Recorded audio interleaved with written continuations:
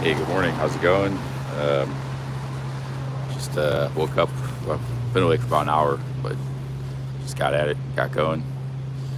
All right, we're gonna go get some coffee, some Snickers, I think today, and it's supposed to be raining all day today, but it's not gonna stop me from live streaming and walking around. So I'm gonna keep live streaming and walking around despite the rain. Put the Frogg Toggs to the test. Frogg Toggs $10 rain jacket versus 600 Arcturix. I don't think the Arcturix is any better than the Frogg Toggs. Hey, big ups.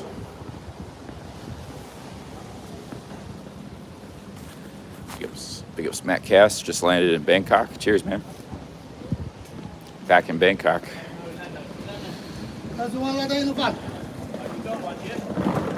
It's gonna be miserable weather today, but we're gonna make. Worst comes to worst, we could just hide out in the British Museum.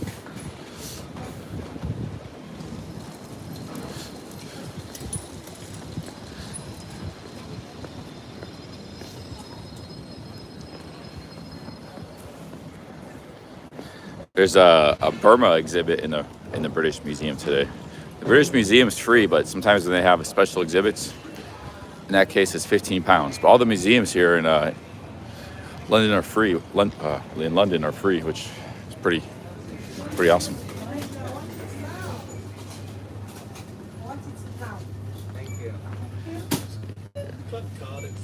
Wow, San Pellegrino is only £1 here. Pretty good deal. Let's get some Snickers. That's if you got the club card. I don't have the club card. Heinz beans. They love their beans here and their baked beans in the UK.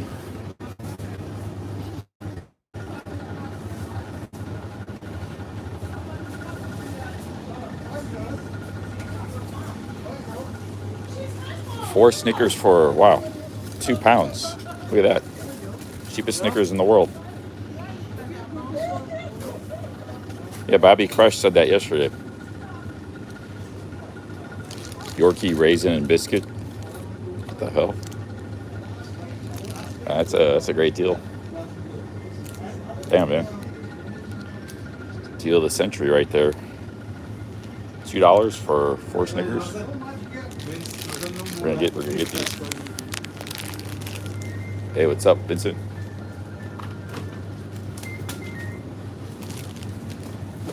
$1,200 calories right here, $2.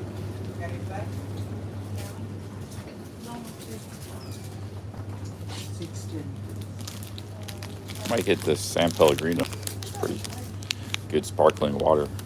Get a whole bottle.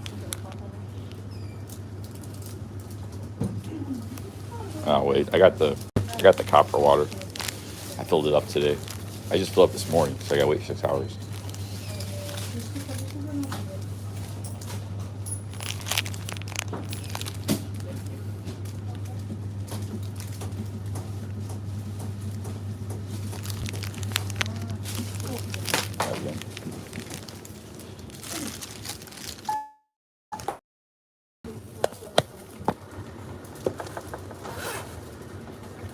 $185, please. Right. I don't know which one's 170, 80, 85. Yeah? Thank you.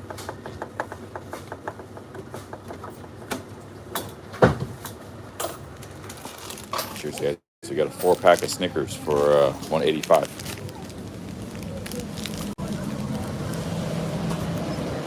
Deal of the century right there. Most cheapest I got Snickers. Used to get them at Friendship sometimes when they're on sale for 20 baht, which is like 60 cents. But they weren't always on sale. Sometimes they'd be back up to like 30 baht or 30, I don't know, whatever it was. 30 baht. This is the cheapest Snickers I've ever bought.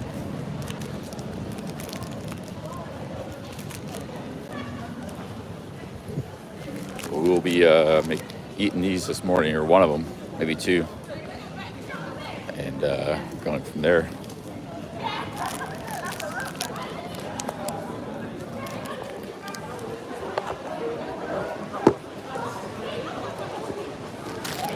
We'll get one out for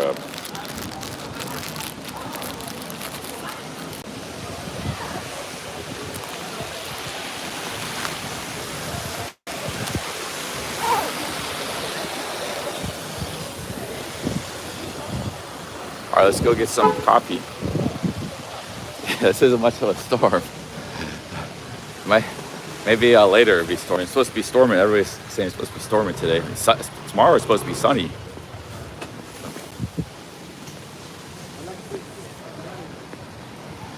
We shall see.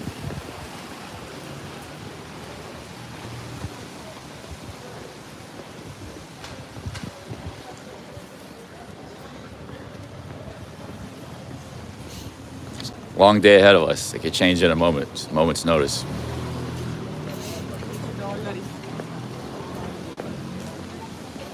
It's calm before the storm.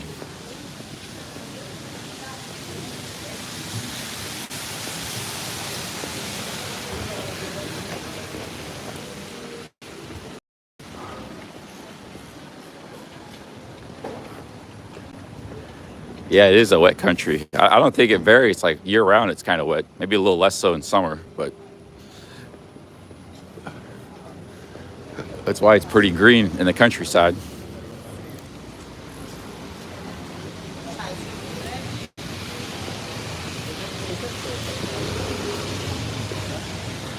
Kind of makes sense why humans been living here for thousands of years, because it doesn't get too hot.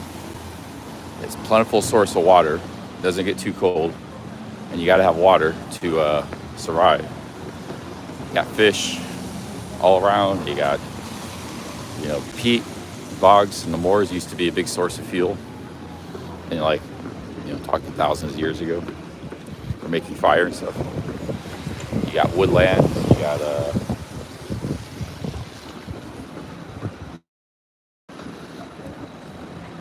places to raise sheep and cattle.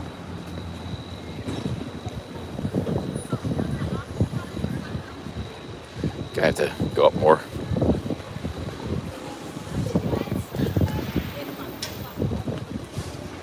The Mediterranean is the same way. The only difference is, they don't have as much water. Now, if you go east to Germany or Poland, then it starts to get real cold. They don't have that problem here. That's why the barbarians in those lands are always trying to break into the Roman Empire, where it's nicer climate. They were in the cold. They would gather their strength and sharpen their weapons in the summer, get ready for winter to invade.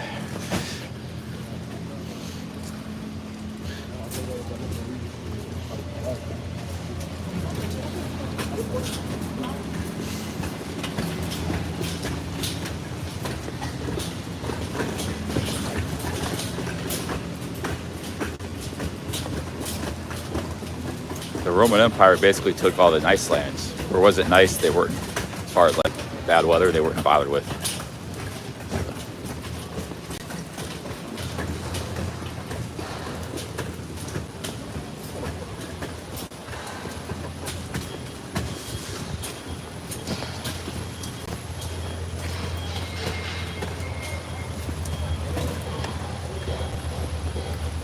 Here's a Tesco Express. Oh, this is a much bigger. The Tesco we were in was pretty small. This looks like a nice Tesco.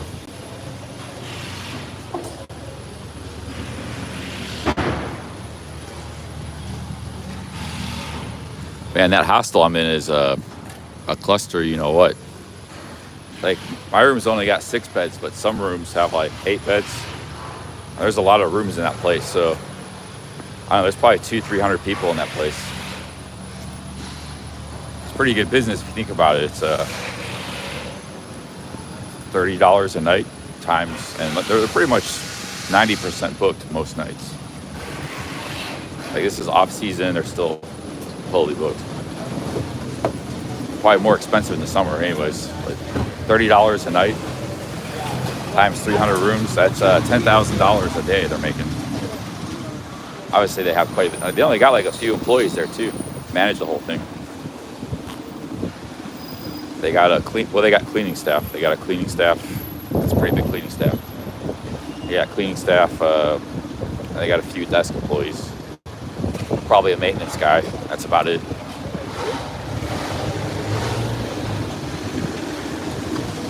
$10,000 a day. Pay your employees. You got, say, 8 of them. Actually, they don't even need much of a cleaning staff. Hostels are actually, because of the nature, like a traditional hotel that has 300 beds, 300 rooms, that's a hell of a lot of rooms to clean. But in a hostel where you have 8 beds per room, think about it, that's only 30, 40 rooms to clean. And they only really get partially cleaned, like, because you got like half the people are still staying in the beds and half have gone. There's not really a whole lot to do. You got to clean the common areas, the bathrooms, keep those clean, but it's not the same as like cleaning a hotel. So yeah, they actually save a lot on like cleaning expenses compared to traditional hotels that needs a huge cleaning staff, you know.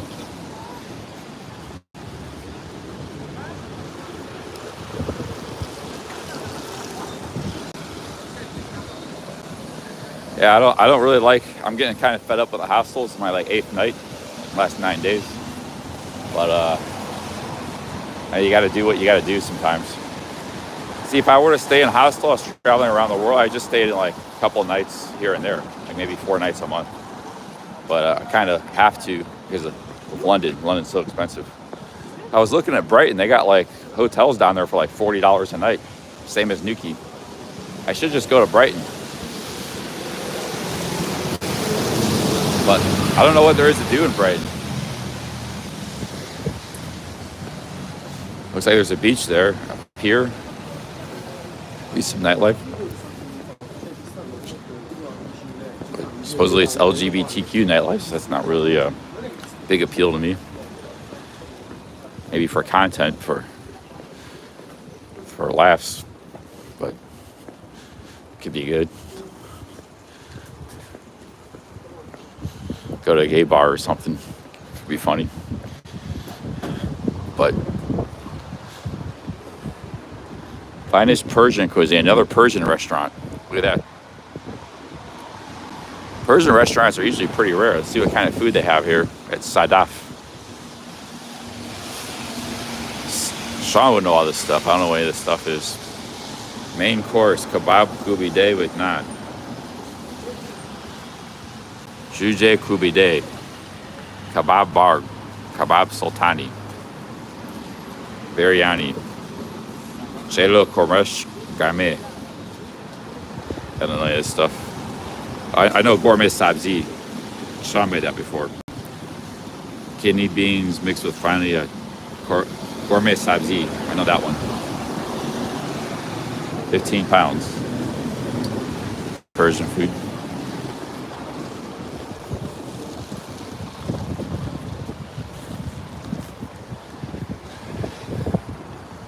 Yeah, I think it'd be cool to go to gay bars for like just for content, for laughs. I mean, that's all that's available in the Brighton city, you know, Rainbow City. But I don't know. I would be reluctant to go into those places because it could be, you know, I would just want to like. Yeah, I don't know. It could be too like wild. I don't want to go any wild place. But if it's just people chatting and stuff, that's fine. Wild, I would get scared. I have to get the hell out of there.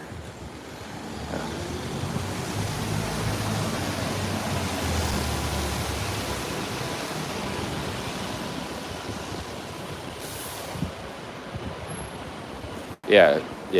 Probably wouldn't be able to go in those places. It's probably like too sketchy.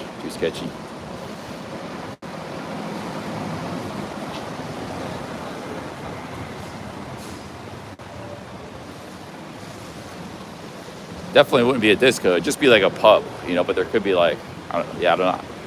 I'm just trying to think of ways to get content, man. If I have to go to a pub with like, you know, half the people are gay in there, could be some funny content. I don't know. Gay people can be funny. No offense, you know, to anybody, but like, it's just like the Lima Bravos.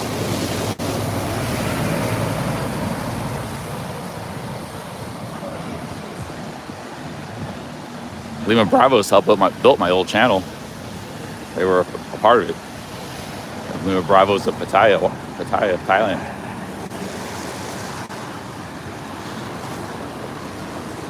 Desperate times call for desperate measures.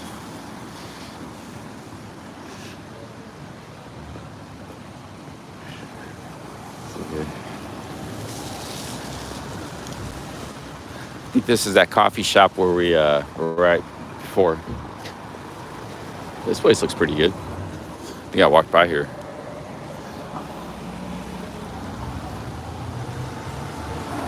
Got a bakery here.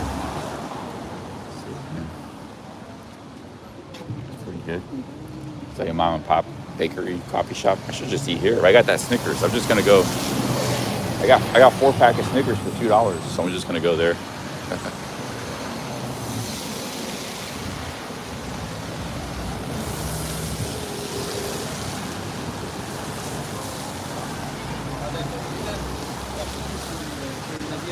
Yeah, I'm not saying I'm straight. I'm just saying, just because you're straight doesn't mean you can't talk to gay people. You know, it's not. I'm not going to do what Chris Travels did, start dressing as a lady or anything like that. If I'm in a pub, you know, like there could be half the people could be gay or something. In Brighton, you know, could be some funny conversations or something. That's just what I was thinking. Look at these pictures. There's the old docks. There's the old docks right there.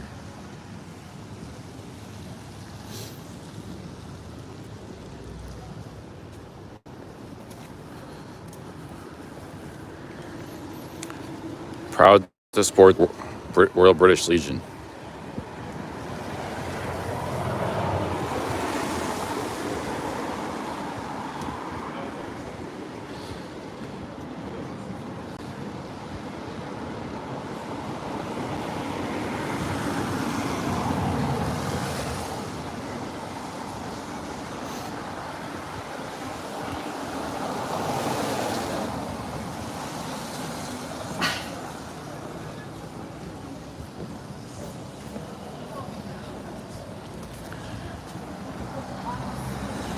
Yeah, that's how New York's like that too. Everybody dresses in black, and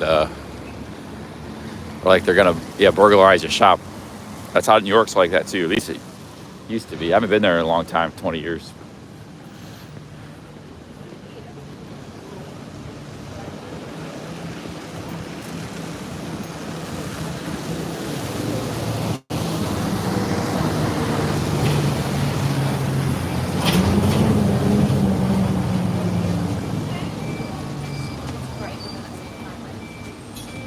Every time I walk by these pastries, I want them.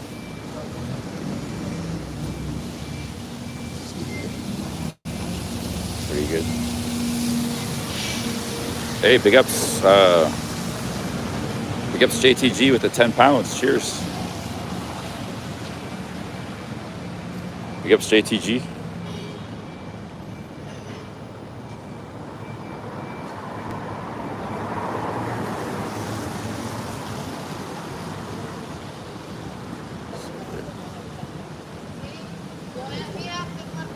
Cheers, JTG. There's that coffee shop, Cafe Nero.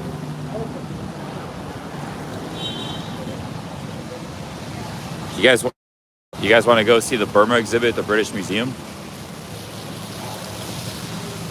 Burma's a country we don't know much about, right next to Thailand.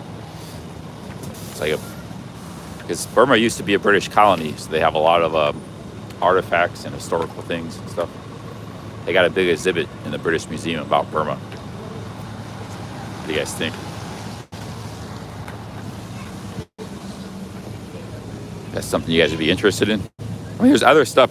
The thing with the British Museum is you could spend a week in there, so you gotta pick your pictures.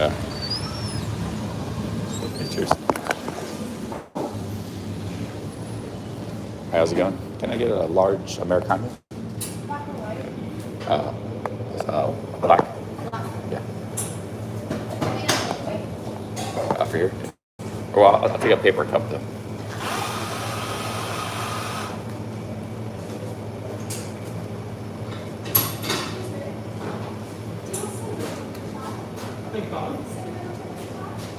Anything else? Sorry. Anything else? Anything else? Oh, nothing else. No.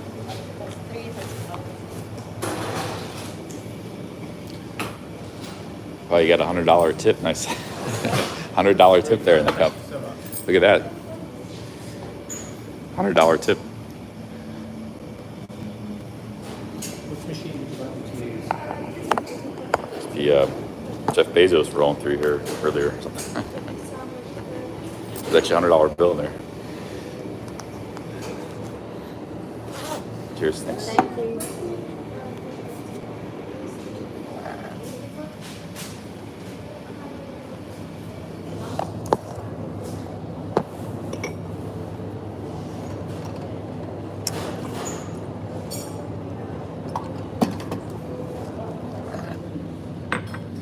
Let's sit outside here. People don't have to hear my incessant talking.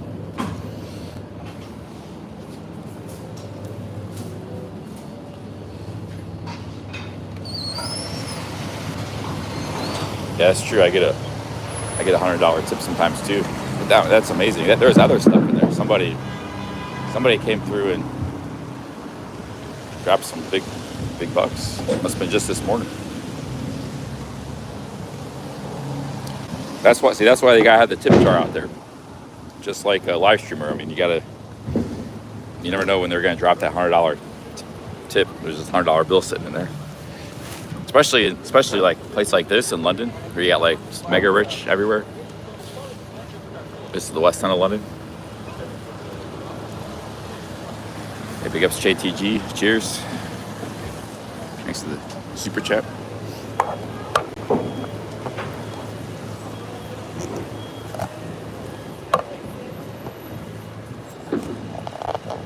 Have I been to the Tower of London or Tower Bridge? No, I've seen it. I've been on the river. There's a lot of places I haven't been yet.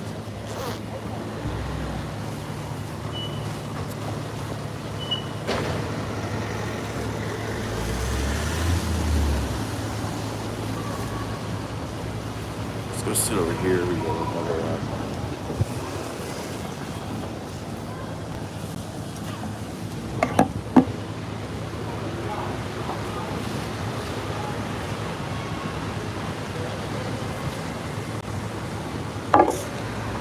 Yeah, there's a lot of places I have been and a lot of places I haven't been. That's how London is.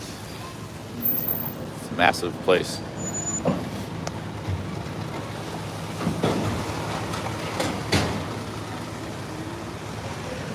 Sourdough pizza, Franco Macca.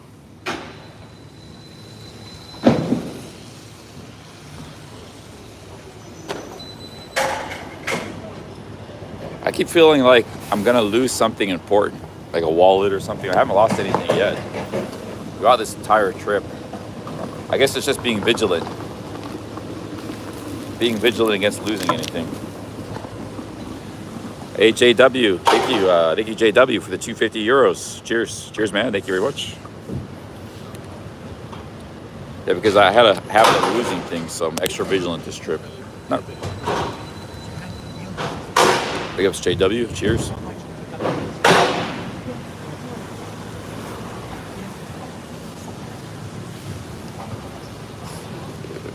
Got a stickers. Tapper bottles in the bag.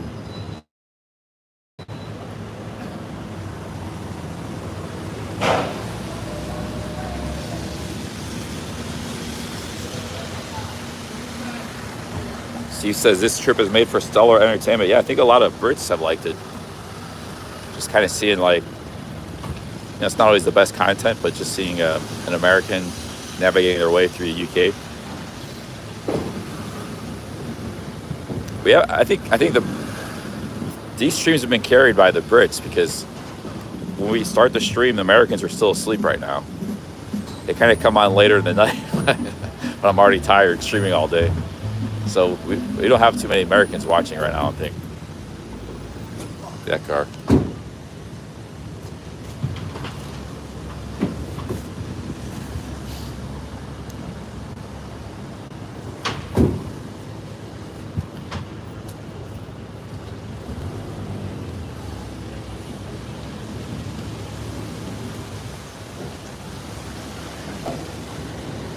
Jeff says, an American here I'm watching, just some guys in Maryland. Yeah, I know there's definitely some, but not as many as there would be.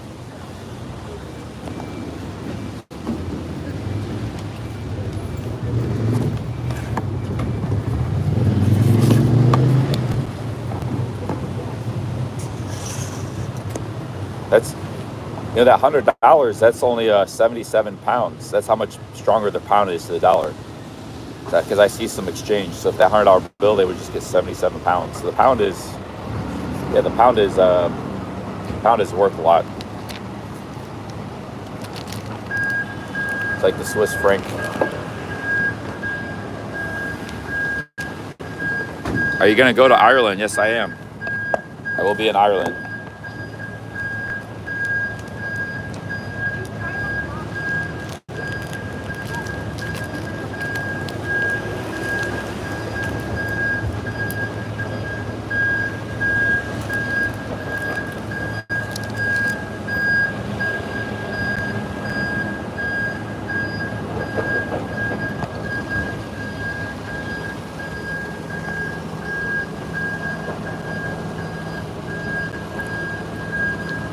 Go troll McGregor.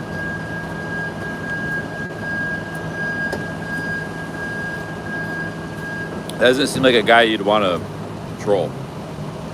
Go Conor McGregor, the best fighters in the world.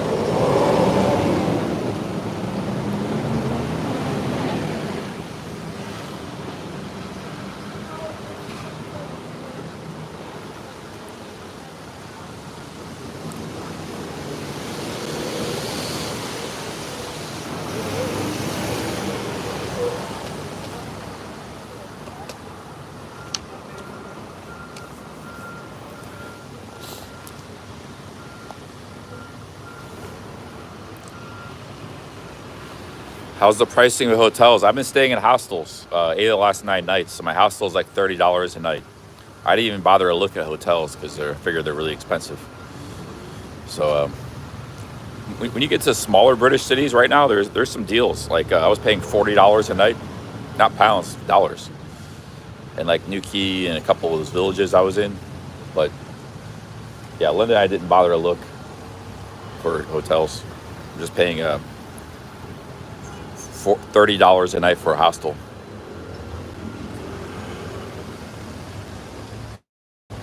If I go down to Brighton, I can stay in hotels for about $40 a night. Pretty cheap. There's a few cheap ones down there. It's kind of cold. I need to go back inside.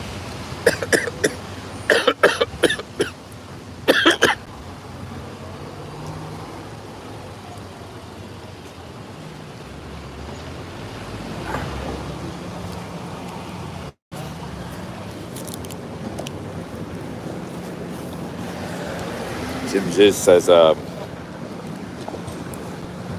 people fart and cough in the hostel? Yeah, I mean, everybody, it's just like being in your own room. People, yeah, they share 6 other people.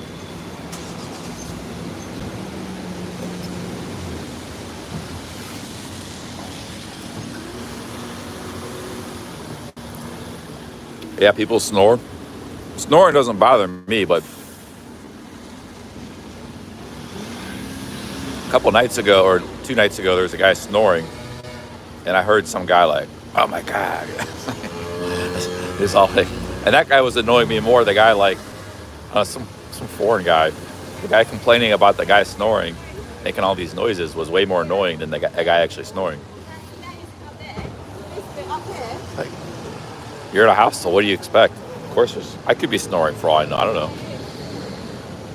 But snoring doesn't bother me. Like, I'm actually a pretty good sleeper through noise.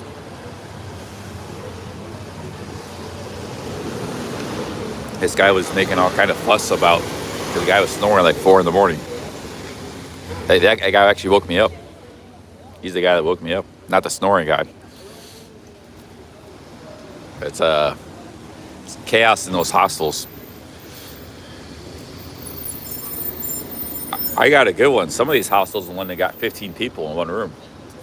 I can't imagine that. I mean, most I ever heard or seen was 8. Nowadays, you got hostels with like 16, 14 beds. You know? Oh, they got triple bunker. That's why there's 15. Because now they got like triple bunks. So you got 5 triple bunks. My room's only got 2 triple bunks.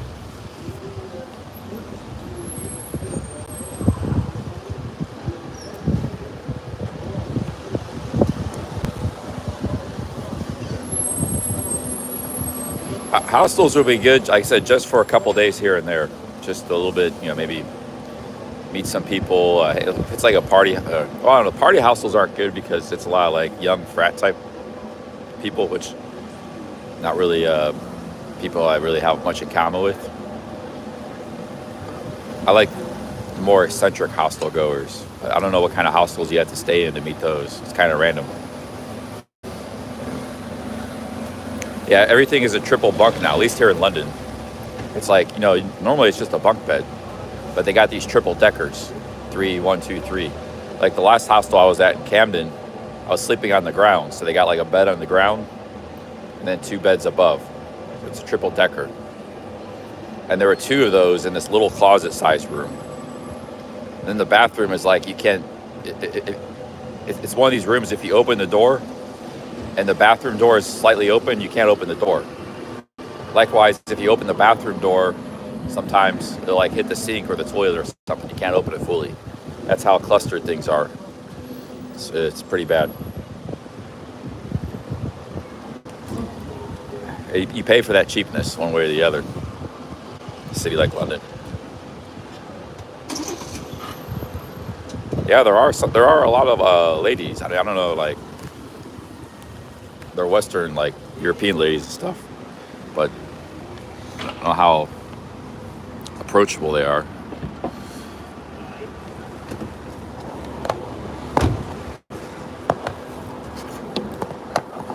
Actually, it seems to be majority ladies, like 60%. In all these hostels I've been in.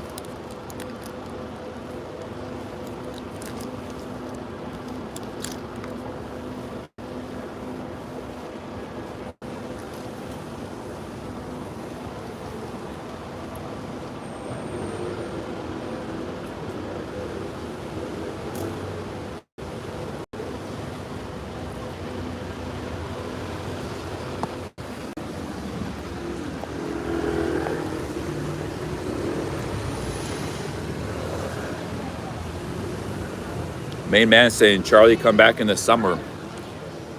Hike in the district, Peak District, Lake District, North Wales.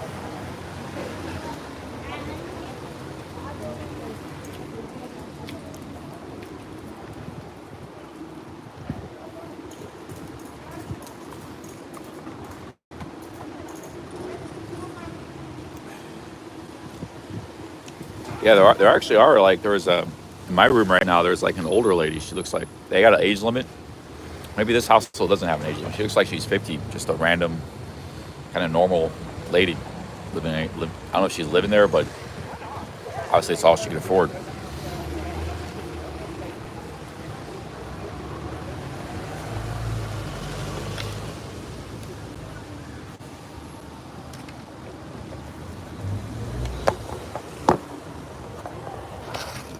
A lot of Asians too. A lot of Asian travelers. Here in London, there's a lot of like Asians, like Chinese, Korean, Japanese. A lot of East Asians. Travelers and visitors.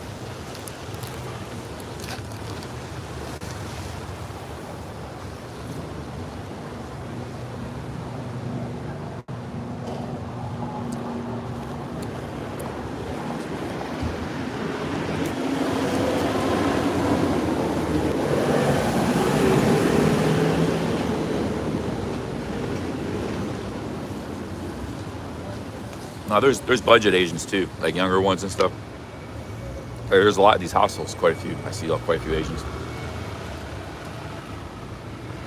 You know, a lot of the Japanese will travel, like stay in hostels. They'll do backpacking and stuff.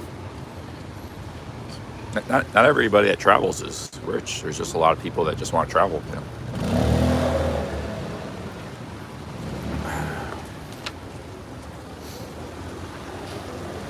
Hasn't stopped raining for 3 days in Krabi.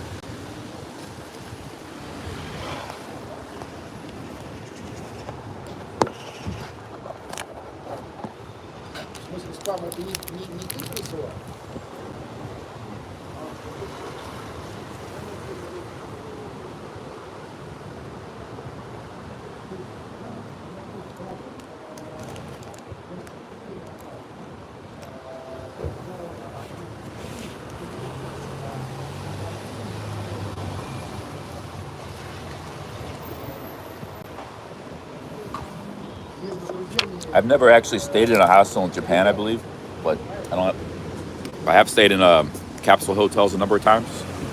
They're anywhere from like $15 to $30, and I've stayed in internet cafes before. They're like internet cafes can be like about $20.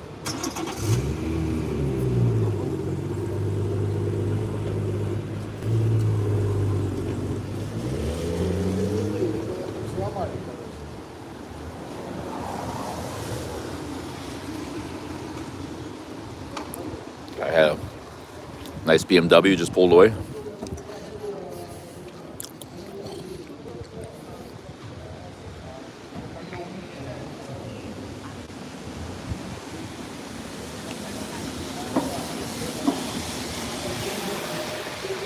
I've been to Spain a couple times. One time my backpacking trip in like 1999, 2000. I don't remember what year it was. I think it was 2000. And then another time in like 2002. 2 times. One time in 2002, I also went to Morocco for a few days. But I haven't really seen any of Europe since then. It's about over 20 years ago. This is like the most I've been in Europe, that time. I pretty much haven't seen any of the West in the last 20 years. I used to travel around America. I mean, America was cheaper. I used to stay in New York, go different places in America. I travel around Europe. All those places were a lot cheaper back then. And since I discovered Thailand and Southeast Asian stuff, which I discovered in 2005, I haven't even bothered. So I haven't bothered with any of these places until now, that is, until recently. The only reason I'm bothering it now really is because of live streaming. I've always wanted to come here in England, so I'm glad I did. If I was just on my own traveling, it wouldn't really make sense. But the fact that I'm live streaming, I can pay for the trip and maybe even make a profit, you know.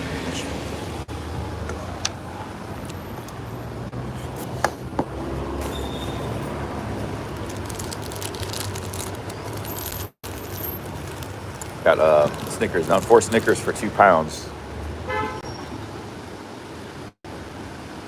I think I might go get a pastry inside and get inside.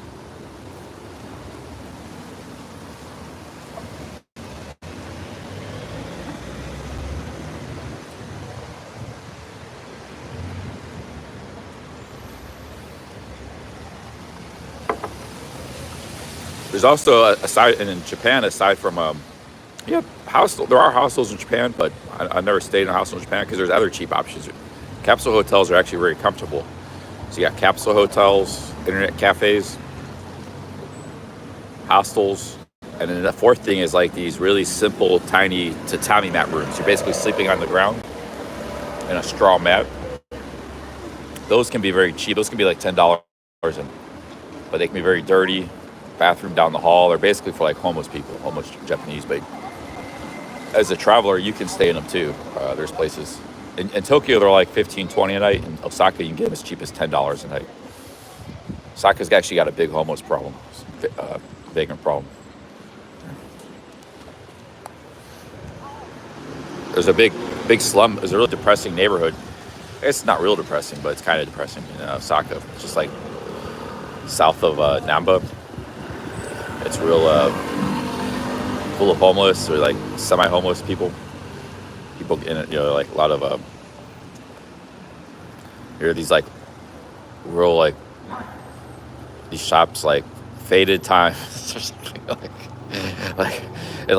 so somebody comes like it's still in the 70s and like the shop. I remember this one shop was called like I don't know, it's hard to explain. It's like faded times or like the glorious days of the past, like shops. Everybody's just kind of like downtrodden, and it's a real downbeat neighborhood in Osaka.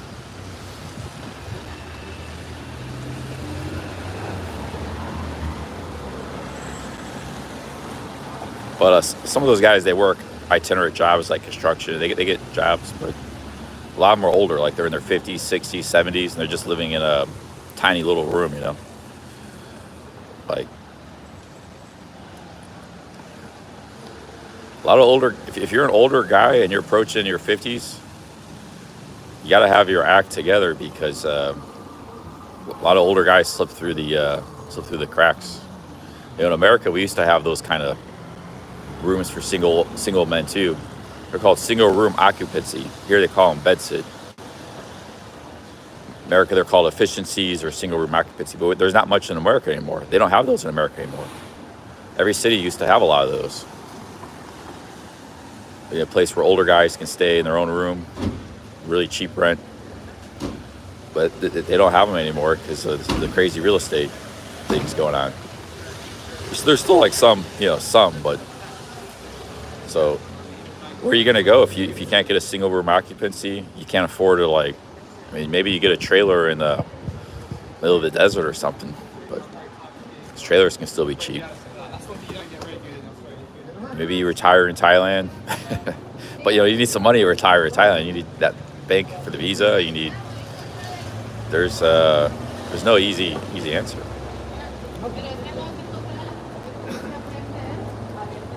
Oh yeah, Section 8. Yeah, they got some of that. Yeah, that has replaced.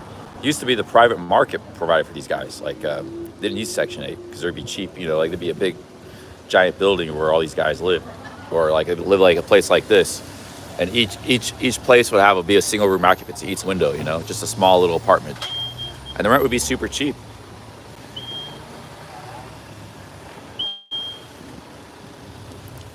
It'd be like $200 a month or something.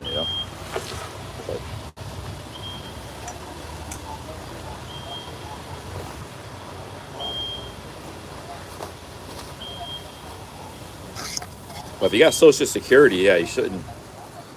Yeah, you could get a trailer or like a HUD. Yes, Section 8.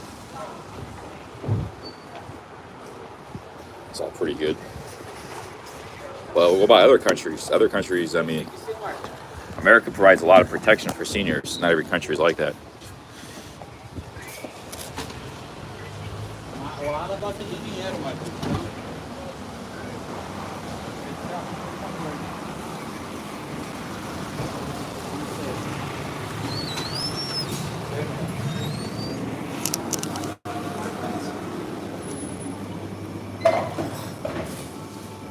Sorry, mate. Oh, sorry.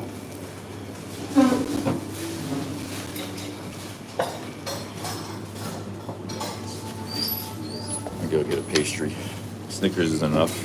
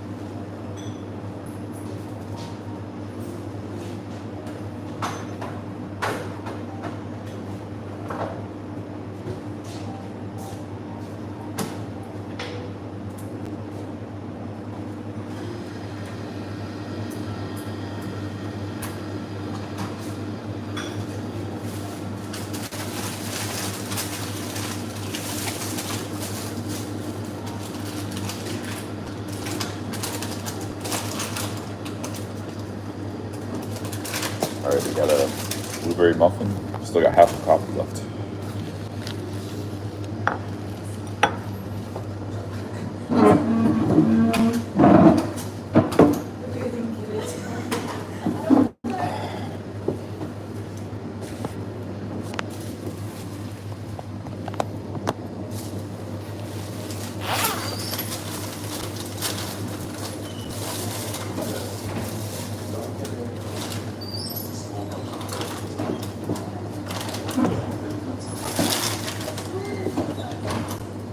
Oh man, alright guys, it's a little cold to sit outside.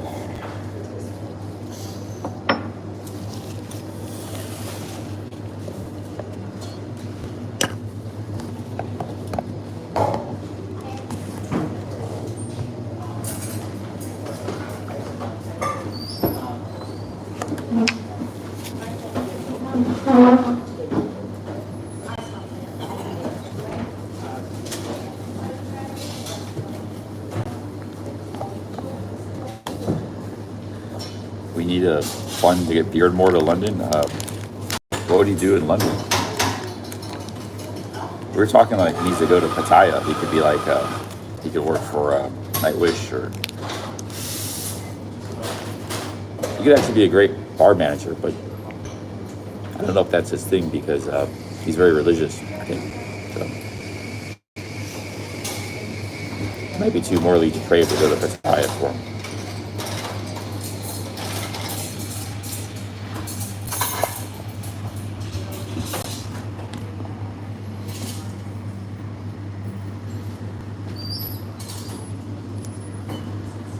I don't think he's big on the moral depravity side of the game. The debauchery. Hepatitis known for.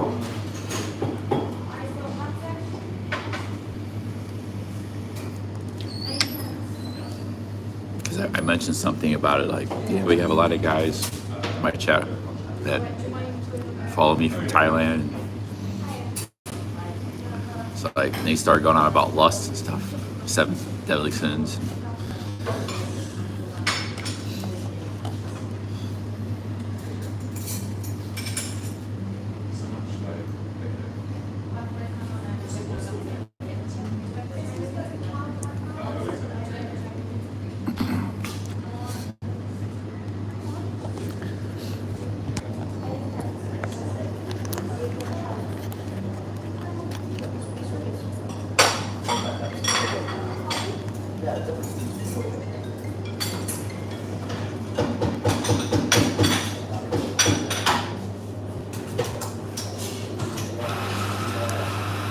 Hey, what's up, Robert Mac?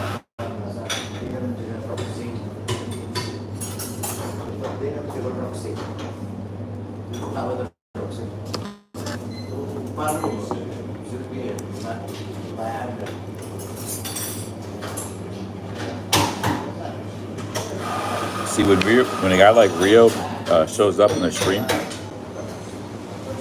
I'm not even reading the chat because like I have to look at my environment. I'm talking to Rio, looking at him.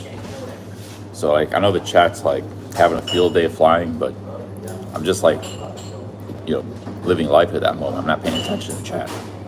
So I caught very few comments, but I bet the chat was very entertaining. I wish I could go look back on the chat, but it looks like YouTube got rid of that feature. When the stream is over, you can't see the chat anymore.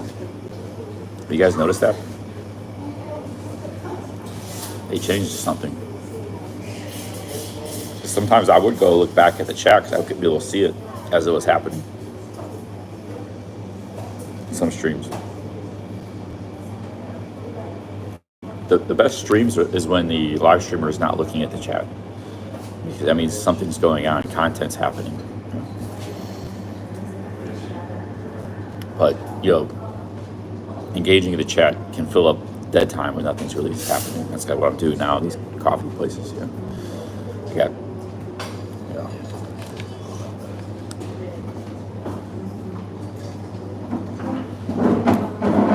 Hey, what's up, GHP?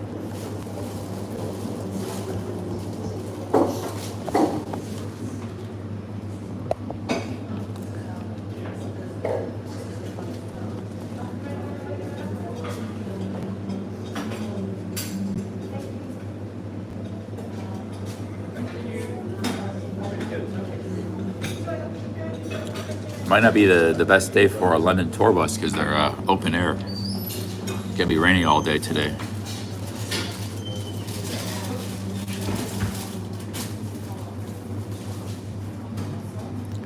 Might go to the British Museum.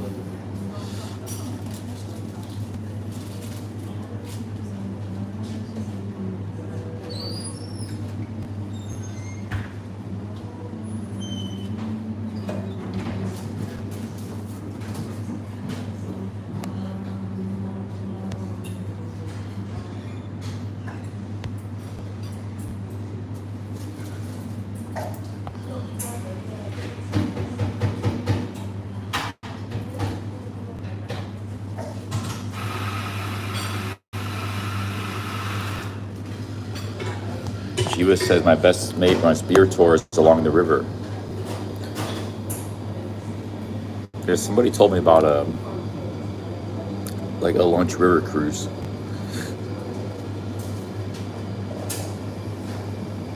Yeah, appreciate it. Cheers. I don't know.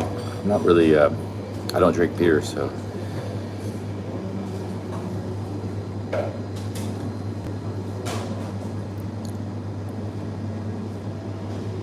That's true. Yeah, you don't have to sit upstairs.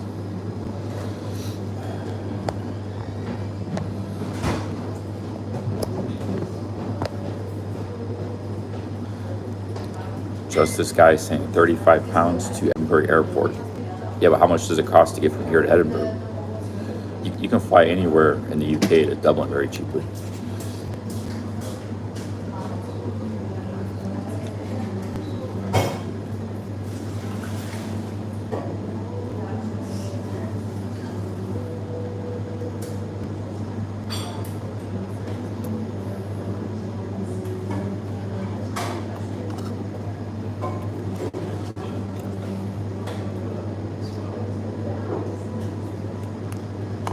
Well, some of the guys that I know from this community that live in London, like Kicks TV or Project Diamond, that are from London, we've already hung out and stuff in Thailand.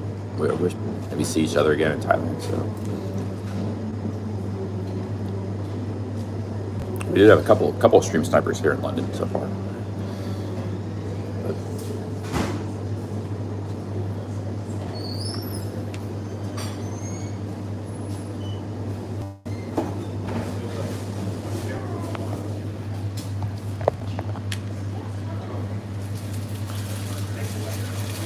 Will I be visiting Boston? I'm not going to go to Boston. Boston's way up north.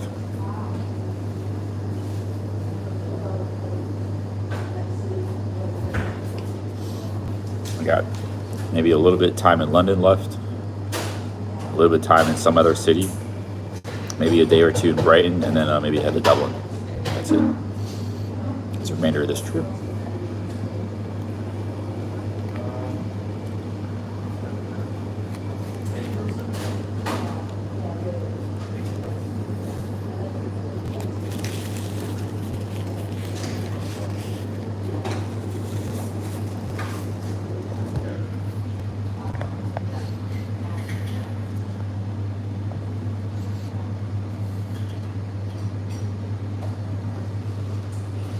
It's like that guy fixed the lights last night. Remember that?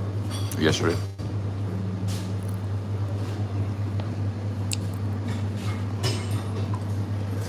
Yeah, no Scotland this trip. I only got so much time. You know, I spent a lot of time in Cornwall, hiking and stuff.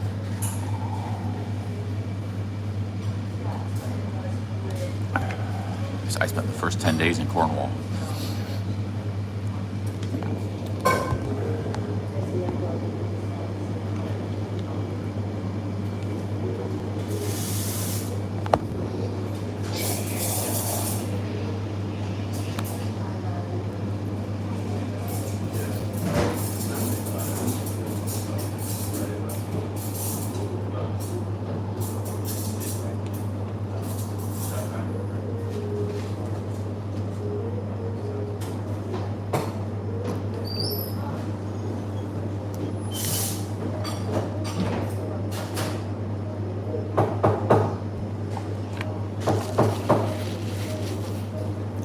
Patrick says bus to London and Liverpool is 22 pounds. That's pretty good.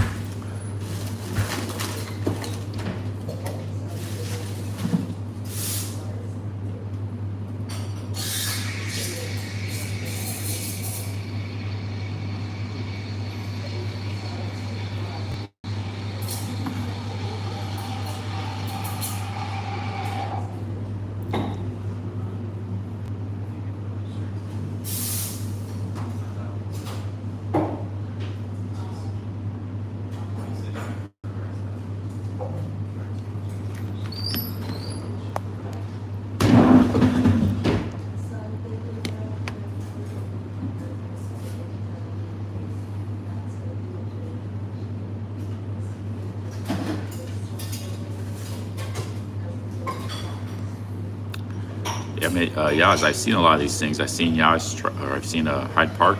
I was in Speaker's Corner. I've seen Leicester Square. I've seen Trafalgar Square. I saw London Bridge stuff from a distance.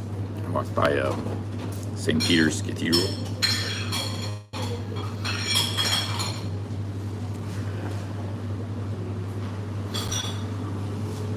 I've been in different neighborhoods. I have been in South London.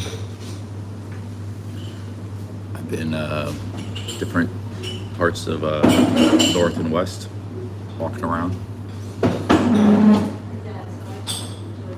But today I might go to the British Museum. I think that's what we're gonna do. Get out of the cold.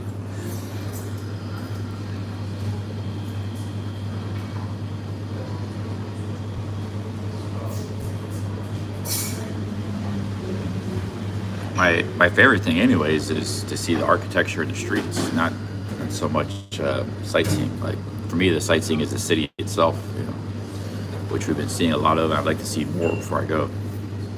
That's really what appeals to me.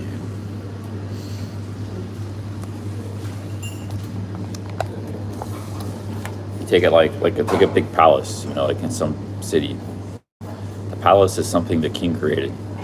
The city is something that people created.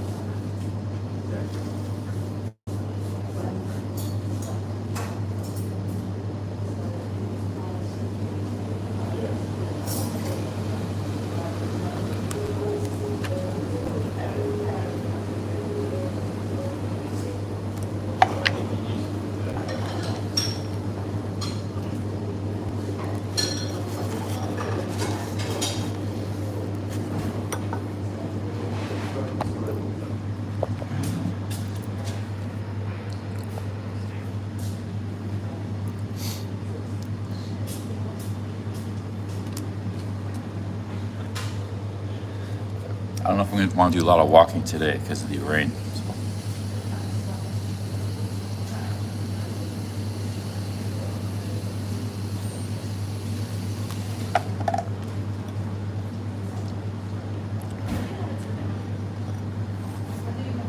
We'll just go maybe try to get to the British Museum.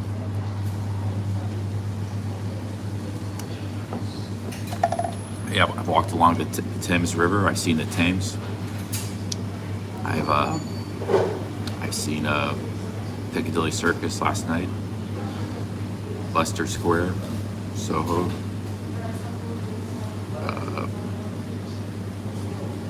Camden Town, Seeing some of the West End here.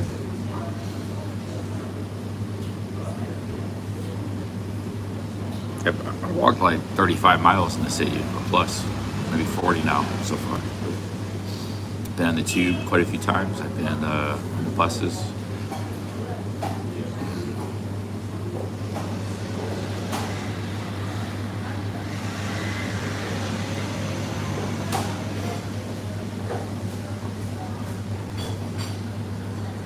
Selfie alert.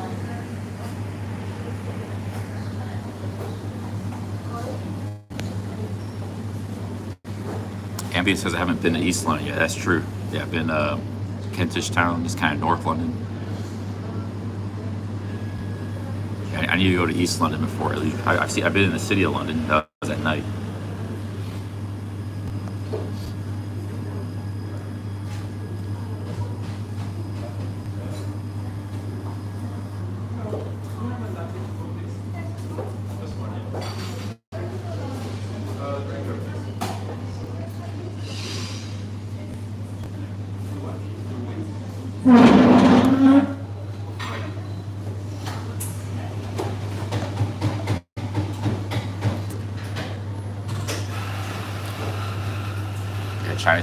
Chinatown is pretty small. It's like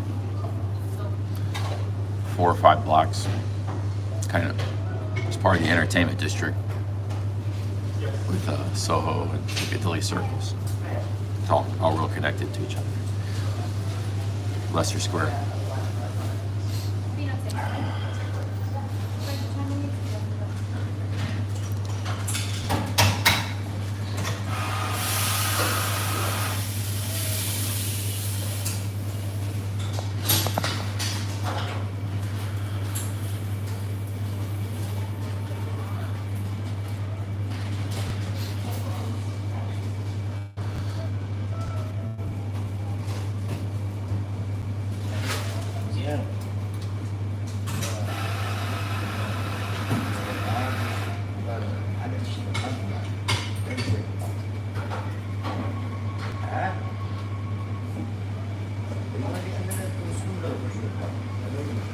So I have 3 or 4 things I definitely want to do before leaving. I want to go to Tottenham. I want to go to the East End. Haven't been to either of those yet. I think I want to go to the British Museum. We'll do that today. What else I need to do?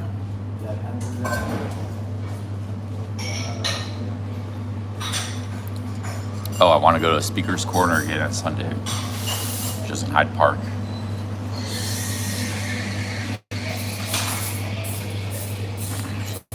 That's a few things on my list left.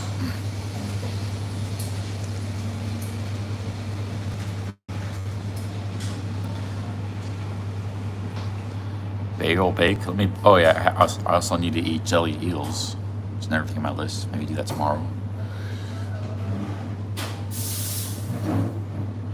Bagel bake. Oh yeah, you guys got good bagels here in London. All right, let me look that up. Yeah, I went ahead and bookmarked bagel bake. Cheers, Bretta. Thanks for the tip. I had pie and mash yesterday. I had it for lunch. 6 pounds. 2 mash, 1 pie, 6 pounds. Traditional London pie shop. With parsley gravy, parsley sauce. Had that for lunch yesterday.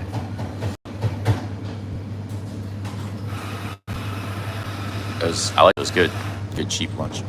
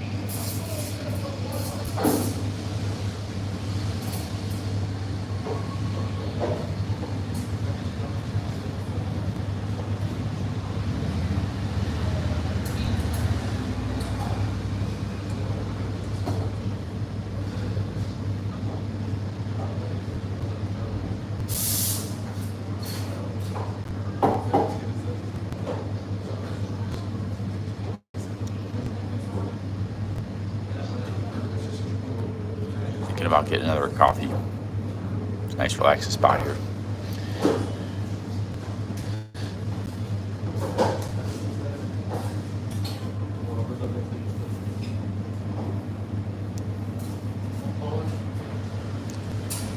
Hey, what's up, Trinity?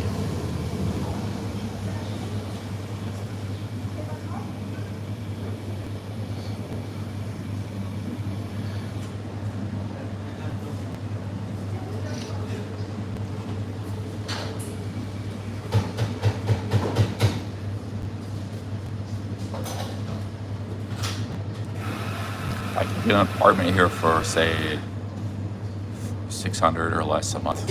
I would, but it's not gonna happen.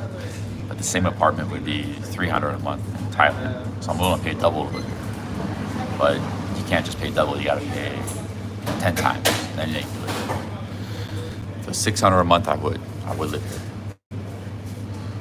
Same goes with New York City. For $600 or less a month for a studio, I would live here. But the current rates, I can't.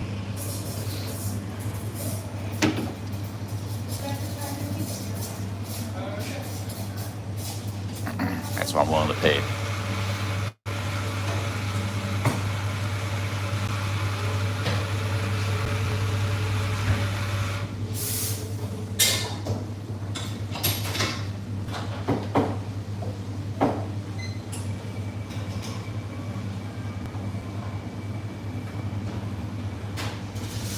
Yeah, there's some nice cars in London if you pay attention.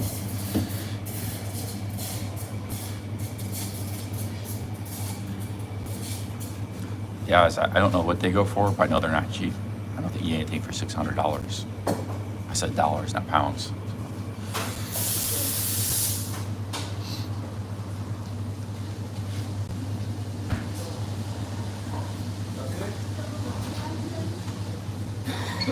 I said that's for London too. I wouldn't pay that for Brighton or some other city. I don't think that's possible. That's fine.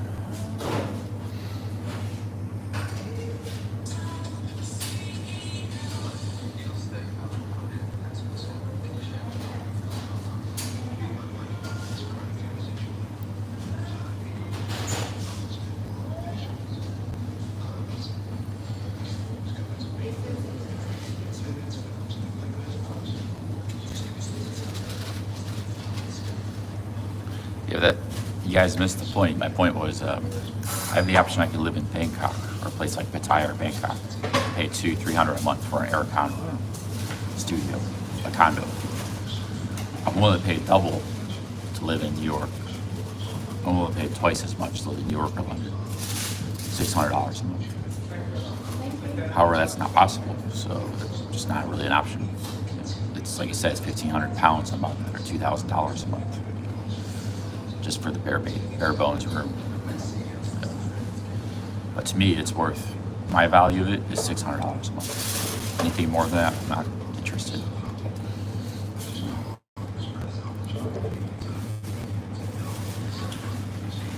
What I value a basic studio in London, I'd be willing to pay $600 a month. Same with New York City. That's what I value. Doesn't mean it exists. Other people obviously value a lot more. They're willing to pay $3,000 a month or something. So actually, I'm priced out of the market.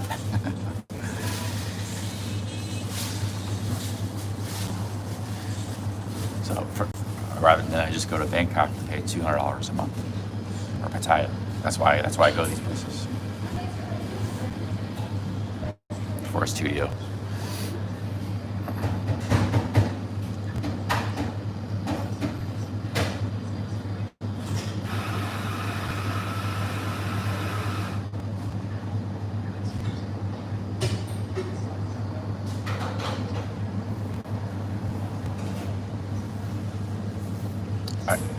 I used to have an apartment in New York City. It was a one-bedroom for $700 a month in Queens.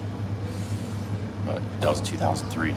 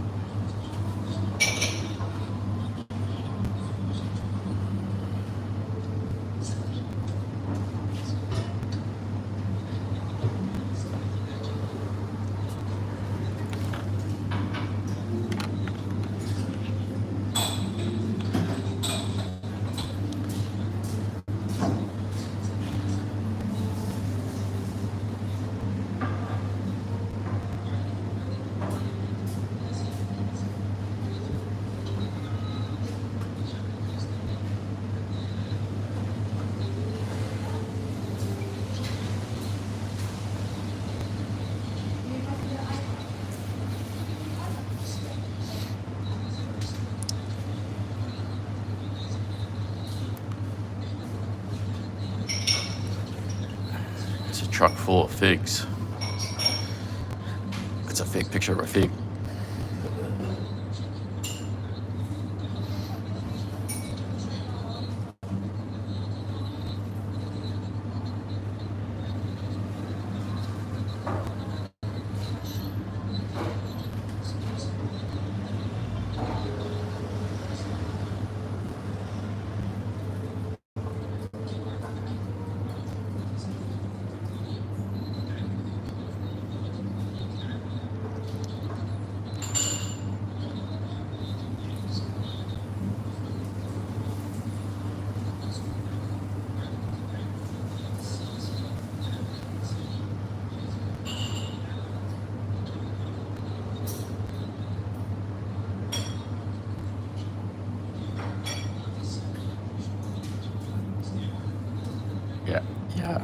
I enjoy figs. I like figs. Haven't had one in a while.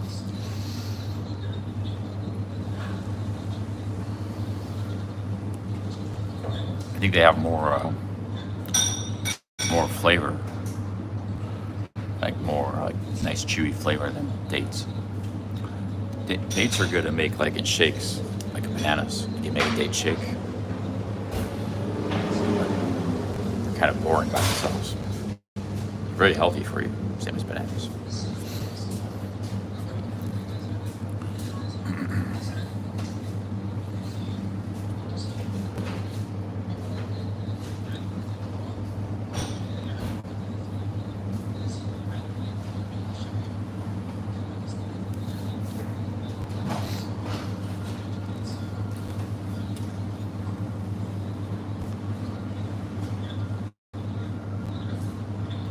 Yeah, I relinquished my room in Pattaya because I didn't know, I thought I'd be gone for a long time, so there's no point in still paying that. I could just go back and get it anytime I want. Same building. And if not that building, some other place. But if you're gonna move to Pattaya or Bangkok or any of these places, don't do it in high season. High season is everything is booked up, and your negotiating price power is much lower. If you're gonna get a condo, a cheap room, you gotta do it. Wait till February or March. Wait till March, better. March to October. But those really cheap fan rooms are the same price year round because tourists don't go to those places. So it's not so much a factor there. But sometimes they still fill up in high season because the Thais come to work during high season. Fill up those rooms, you know.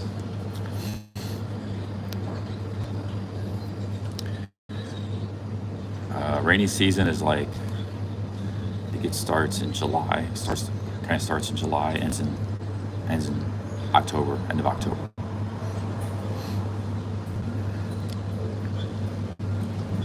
The rainiest month is September and August. Hey, Intergalactic, thank you very much. 200 Japanese yen, thank you. Yeah, I'll check it out. Thank you, Intergalactic.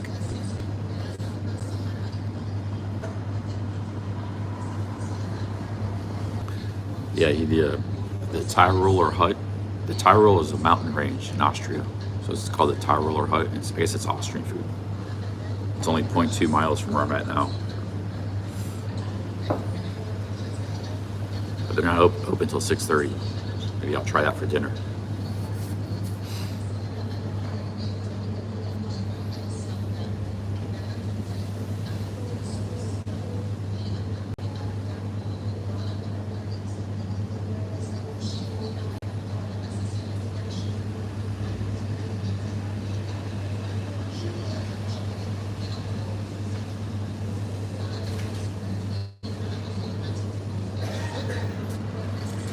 Yeah, we'll get moving pretty soon here, in a few minutes.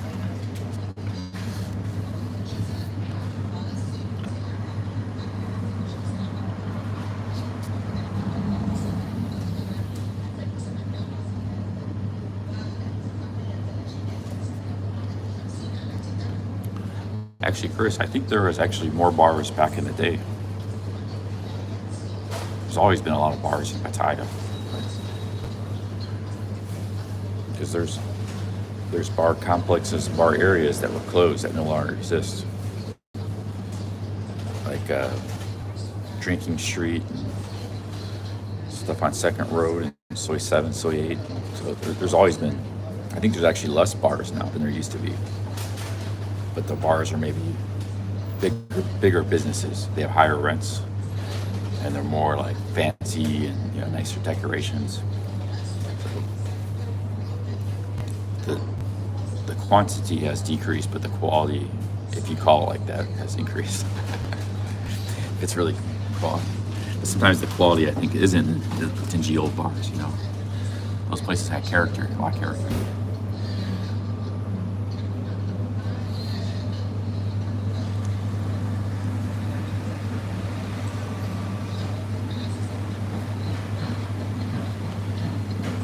But Pattaya as a whole, it's condensing. It used to be a lot more spread out. Like there were different places you can go.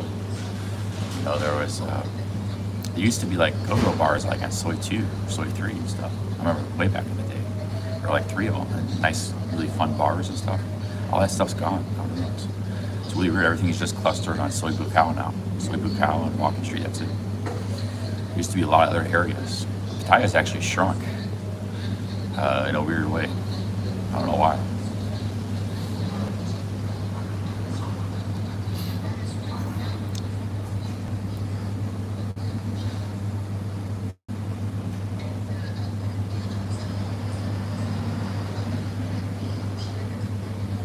Yeah, it's like people were predicting years ago everything's going to shrink down to Soy Bukaw.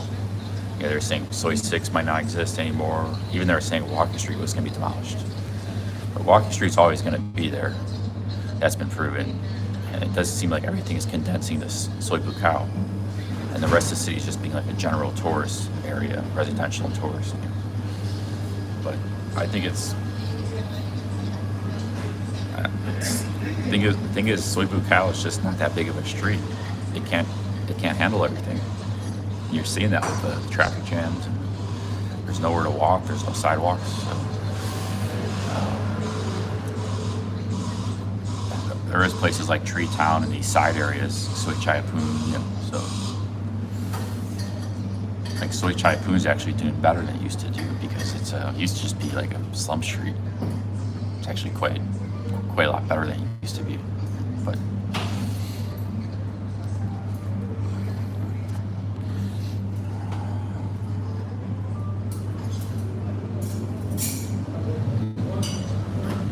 like back 15 years ago, Soy Bukaw was there. It was just like one place of many. It was nothing really special. There was a lot of cheap hotels and apartments, some bars, you know, some massage shops. It was just another street, but like all these other areas have all died out. And everything's condensed on a Soy Bukaw.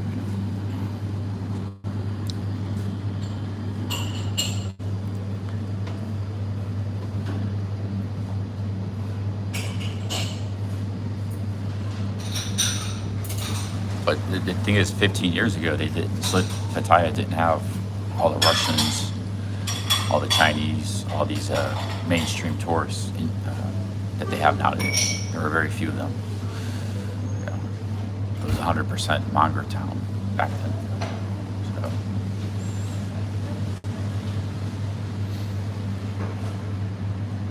Yeah, well, the problem is that these people like Chris Travels and Tim K that say, for one, they never seen Pattaya in its heyday. They never experienced the best of Pattaya, which you can still experience today. Like they're not going out in the right place at the right time. They just walk on the beach, jumped in. And, you know, Chris experienced a lot, but he just didn't like it, his mindset. But you know, there's people that just show up for a few days and they see like Beach Road and walk around a little bit. They don't really know the city. They don't know how legendary it is. They just don't. But you can't. You can probably say that about a lot of places. You can't really get to know a place just in a few days, walking around a few places.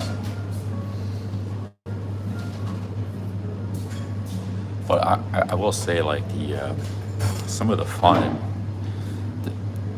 the fact that this mainstream tourism has invaded Pattaya has taken away from some of the crazy and funness of the city that used to have. It used to be its own kind of subculture. It's like its own crazy place, but it's still there, but it's been diminished. I wish the mainstream tourism would have went to other cities, other places, Hua Hin, places like that. I mean, let Pattaya be Pattaya, But the Russians like it. They want to go there. Russian families, Chinese tour groups and stuff. But they have changed Pattaya a lot.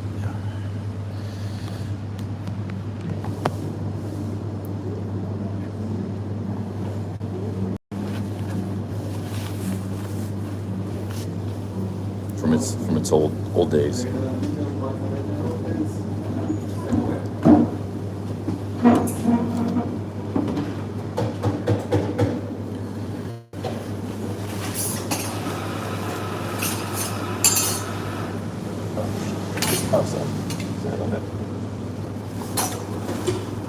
Jacket got caught on the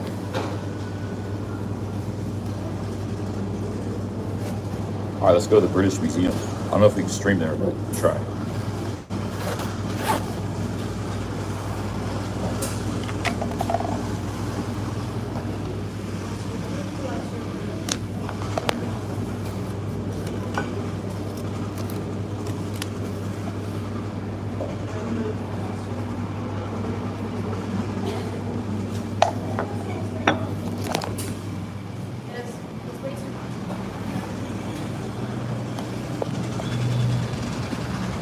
My backpack.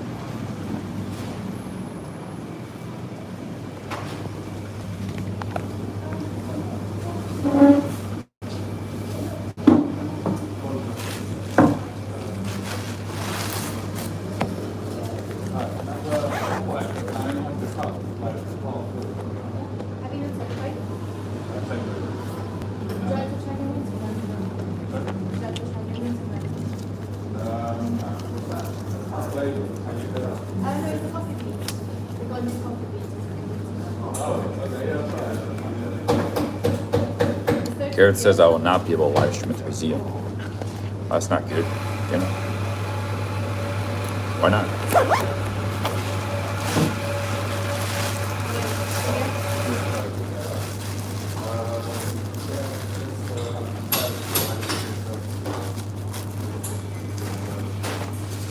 way I visualize the drawings with Frogg, I imagine that it would open the lid and then like a clear open space.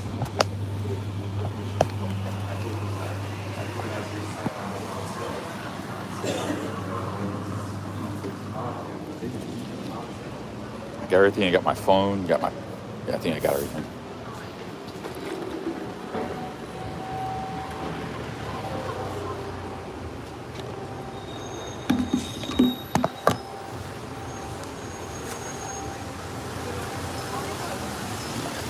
What about the Imperial War Museum? Is it just the British Museum or every museum? I've live streamed in 2 museums. I live streamed in the Air Force Museum in Ohio, in Dayton. It's a great museum. I've live streamed in the Columbia Museum in Bogota.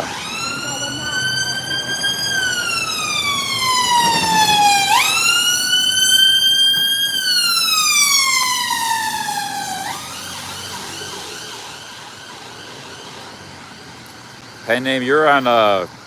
You're getting timed out. You're a little tired of all your negativity. Take a 10-minute time out, pen name. Come back with a little more positivity.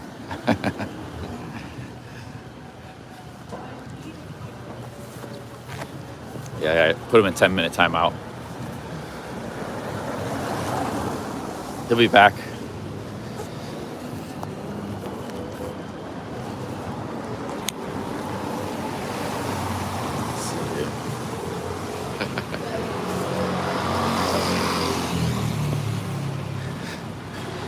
All right, should we catch a bus?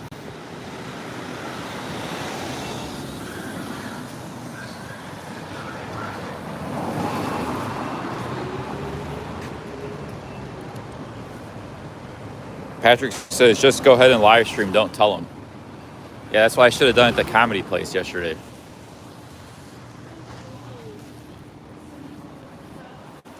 Yeah, maybe we'll try that.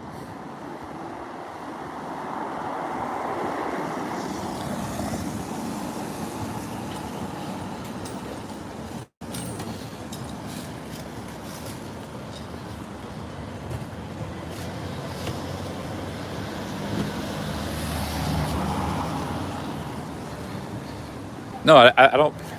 You can there's some negativity, but I mean, pen name. That's like his 100th negative comment. So, you know, in the last week, like he's not bad, right? He's not a bad troll. He's just always like slightly negative. So, slightly negative. 100 slightly negative comments. That was the first time I've timed him out. Yeah, Beth.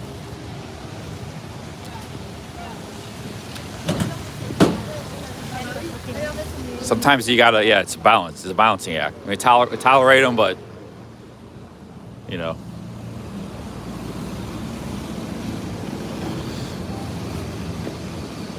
Like that Rob Evans guy, he's another one. He's left 100 negative comments too, but we tolerate him.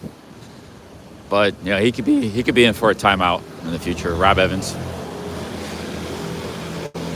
He actually goes way back, Rob Evans. He's a long time viewer, semi-troll, I guess, like troll.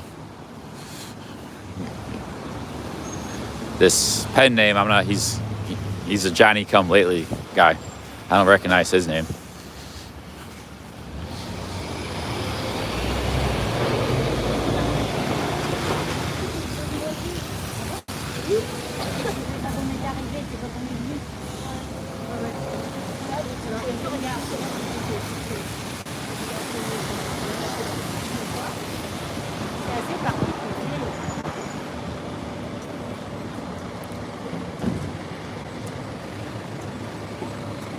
Yeah, but if I'm busting out the camera filming stuff, somebody's gonna probably say something. You know, there's staff everywhere.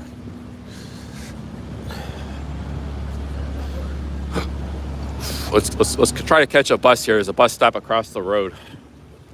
It'll take us somewhere more central. We're a little bit west of the center, actually quite a bit west. So it's a long time to walk to the center. We could do it. I mean, I did it yesterday, but. It's a good walk. We're in the West End. There's a bus stop right here. Where's this bus go? I get my Oyster card ready.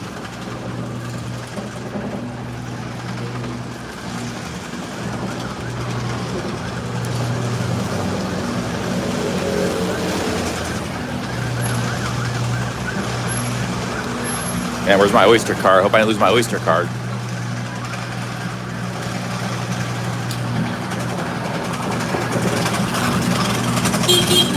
Oh, there's a lot of flooding in Cornwall? Man, that sucks. Shit, where's my Oyster card? I just tapped it up too. Excuse my French. I lost my Oyster card. Maybe it's in my wallet.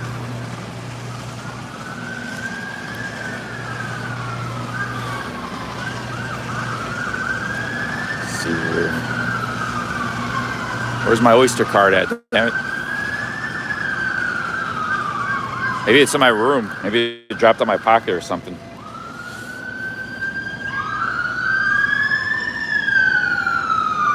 Oh, this sucks.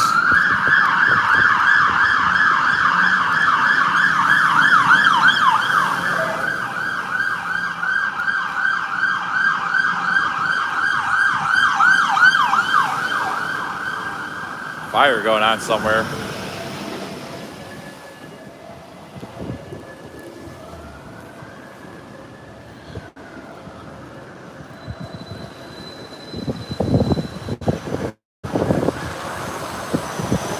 Damn, man. I guess I'll just use my credit card or something to charge the bus.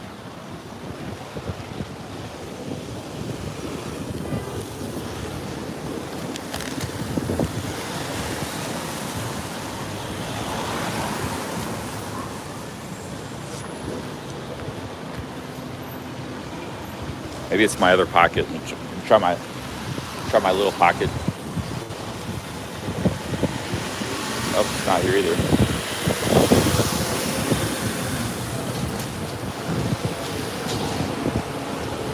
Need to find our card. I think a bus is coming soon. We got a bus coming.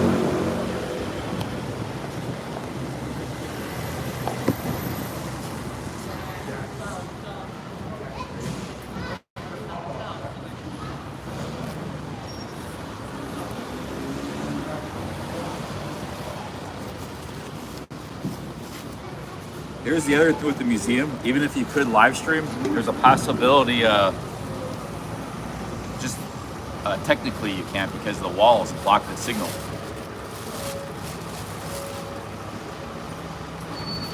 Maybe it's in here. Oh, I found it. Oyster card, found it. We got a lot of change in here too. Okay, use this change up. On the Oyster card, got some change. All right. Here's my Oyster card. Put that in my pocket for safekeeping. Yeah, like even if I can get in there and streaming, there's a chance that with like the walls and stuff, the big solid masonry that you have in some of these buildings, they'll block the signal. Like, let me show you guys. This is a perfect example. You see these old buildings? They got this solid masonry. So that actually blocks Wi-Fi. If you're inside a building that's full of that, you know.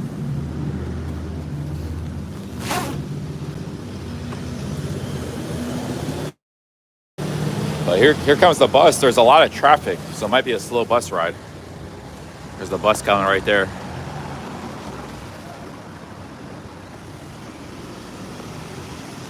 But the thing is, these museums are free, so it doesn't hurt to try.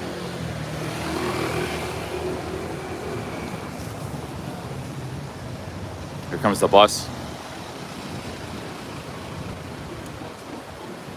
This one's going to, where the hell is Chalk Farm?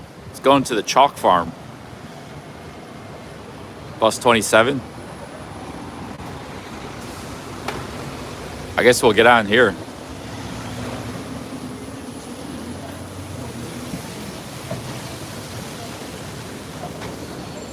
How full is this bus? It's like not too bad.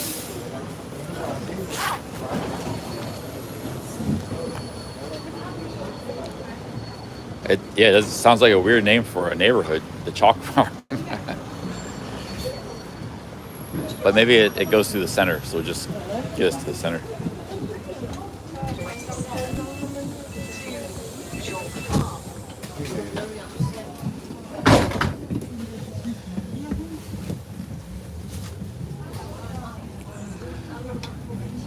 These buses go through the center, but their end destination is somewhere on the outskirts.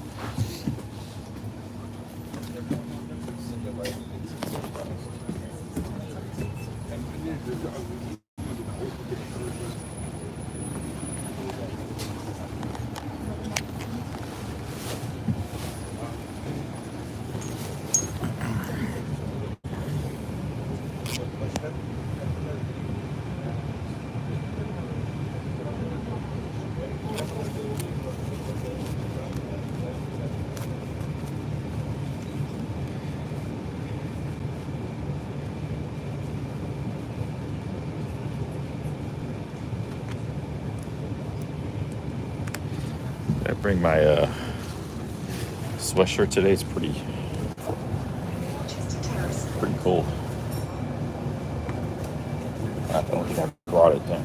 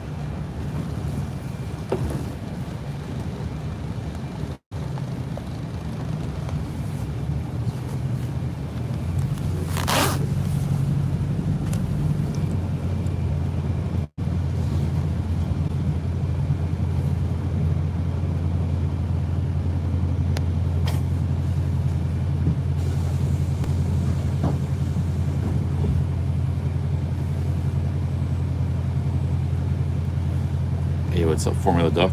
It's good, pretty good. Yeah, I have no real desire to film the other visitors to the museum. I want to film the things in the museum itself.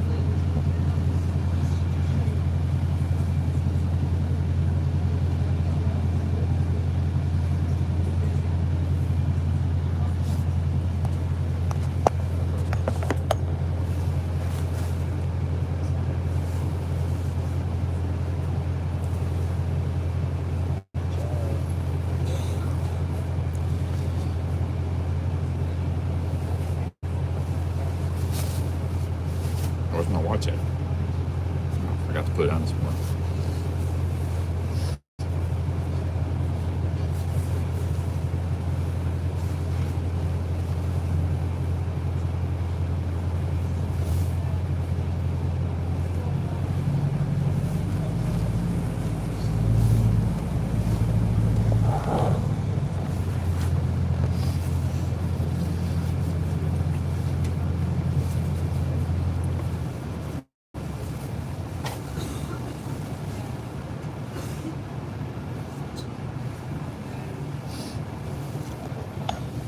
Kay says, how do you manage to get cash during your travel? What do you mean?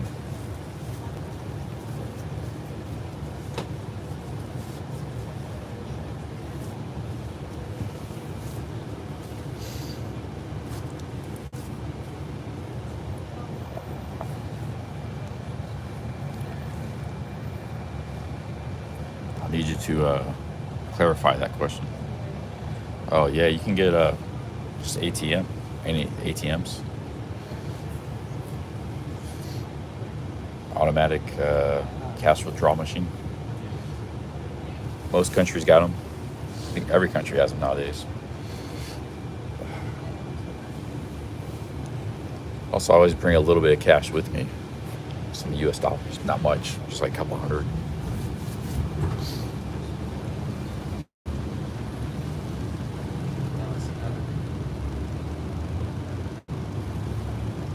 You need a bank that you can withdraw cash. Doesn't charge you anything, transfer fees. Or I got one of those banks.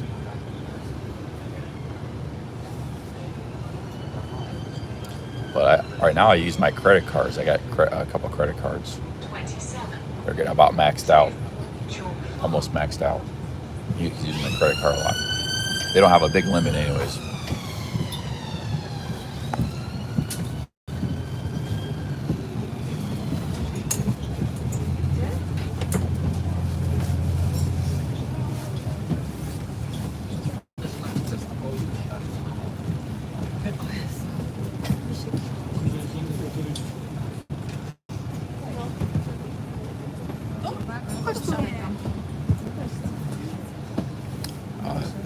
Not good, Nigel.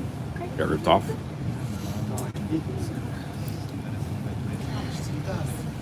Okay, you get it from your home country bank. Whatever country you're from, you use your bank in your home country. You just want to make sure you have a bank that's good for international travel.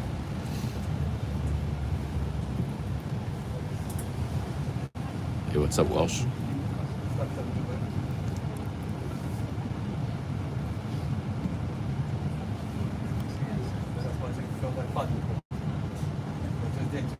Czapkę jeszcze potrzeba, tak? Yes, it's probably a good idea to carry some cash, especially if you're going to countries like Burma. Like Burma might not even have ATMs, or that many of them.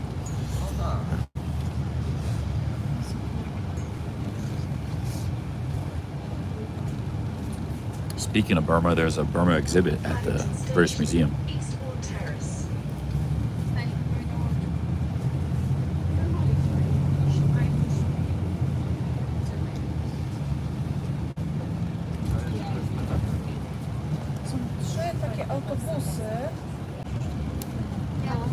We're 2.1 miles from the British Museum. No to tak wyglądało, że budynek, nie? I wokół z tyłu jakaś zieleń.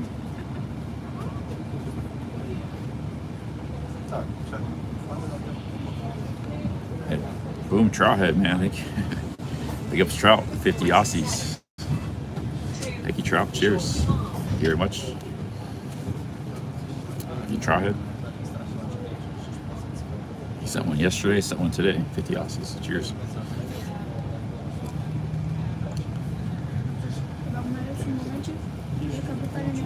Well, if it's very busy or we can't go there, can't stream, we go somewhere else. It's just right in the center of the city. Big ups trout.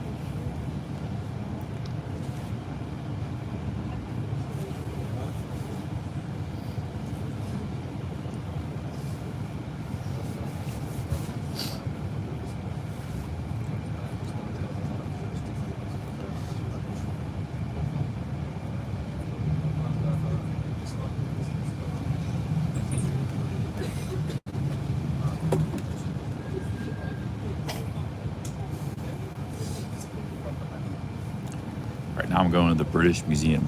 I don't know if this bus goes there, but it's getting me closer. We're going in the right direction. Autobusy zamiast tego Hopompo Mariany Północnej 11, 24, 26, 9 jeżdżą po tych takich najbardziej z jakiego autobusu jeździ? A trust wallet? What's that for? I've never heard it. East of Badman.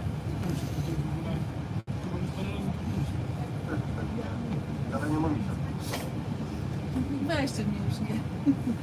Żarcie, co? Przepraszam serdecznie. Się napaliłem, że ogarniemy tak. Ogarniemy w drodze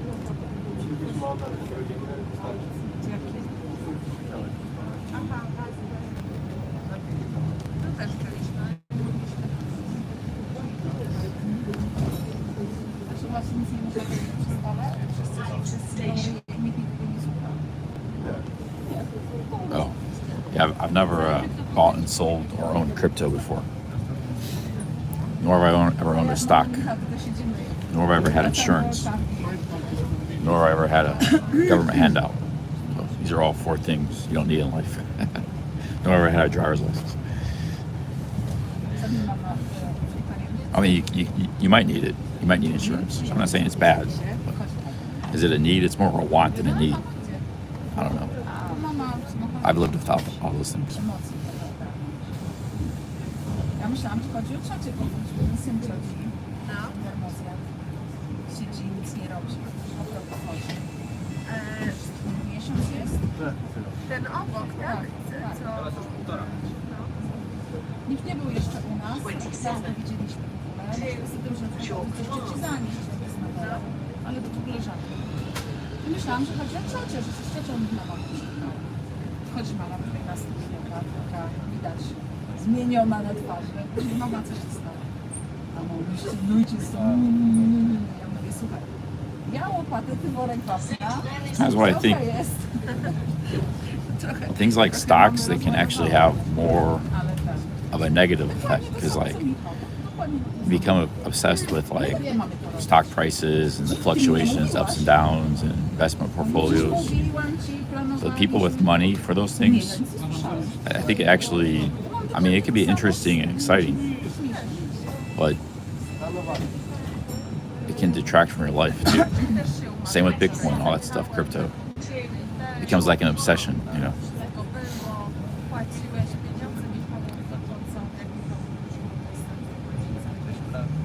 Michał miał nałożyć jego kartę.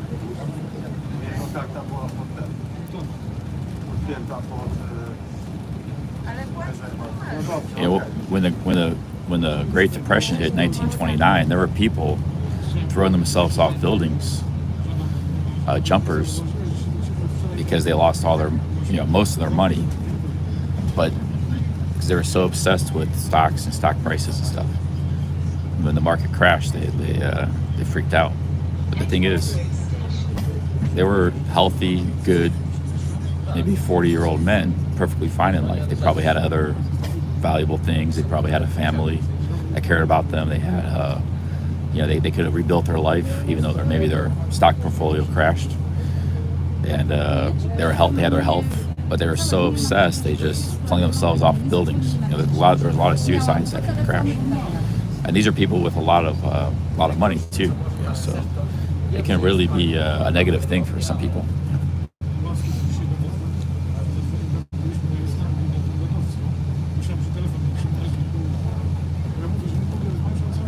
At what point does investment is supposed to be a positive thing in life?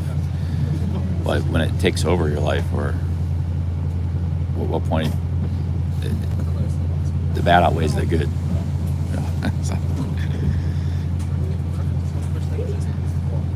An investment should be something you just buy it and don't think about it. That's it. You don't have to think about it. You buy it and you need to invest. You don't have to worry about it. You don't have to think about it. But stocks, you have to always worry about the stock prices up and down. And, is the company going to go out of business? Am I going to lose all my money? But some people like that. But some people, that's their job. They day trade. That's your job. That's one thing. But if you're just doing it for an investment, I think it's maybe not the best thing. And crypto's the same way.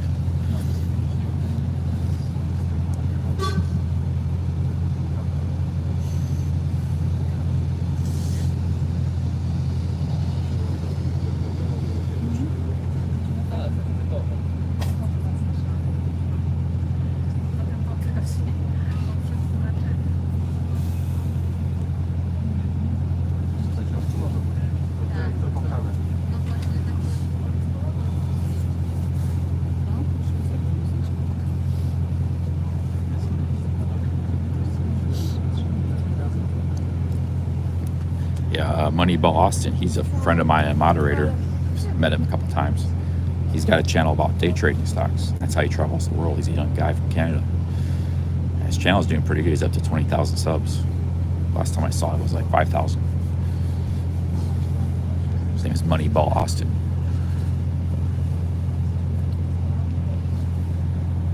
But in his case, he does it for like a living. That's his job. It's a little bit different.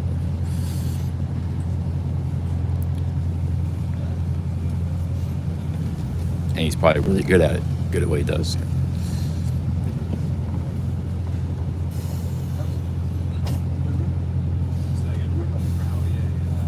But some people have done really good with stocks too. Like they bought the right things at the right times. They sat on it, and made a fortune. So I'm not saying it's bad. I'm just saying you have to think about it. What kind of effect's going to have on your life? Because it's more than an investment. It's going to affect your life. Same with all these things. A car is going to affect your life. Insurance, stocks, crypto, government handouts. Government handout can affect your life negatively.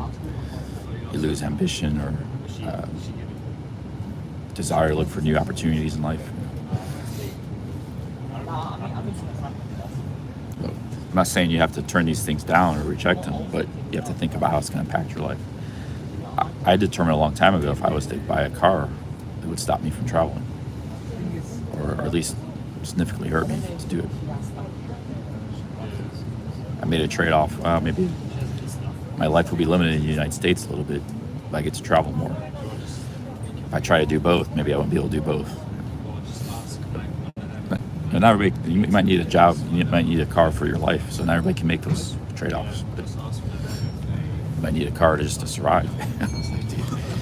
So it's different for every person. Everybody has different situations, circumstances.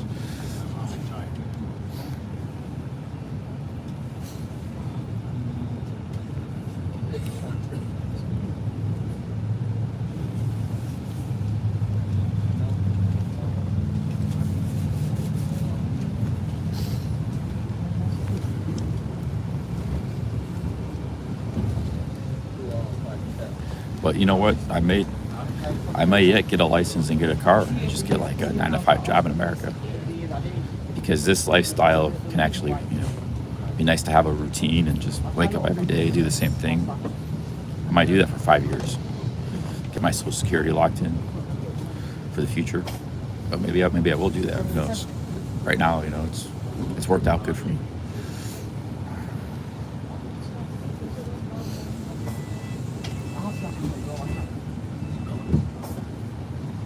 Hey, what's up, Sean Teacher Man? Let me see where we're at here on the map. 27. 2. Here, we're getting closer here. Old Marylebone Town Wall. Orca says, could I get a job abroad? Probably have to be in the UK or Canada or something, or Australia. Other countries wouldn't pay much. A ile powinniśmy jechać?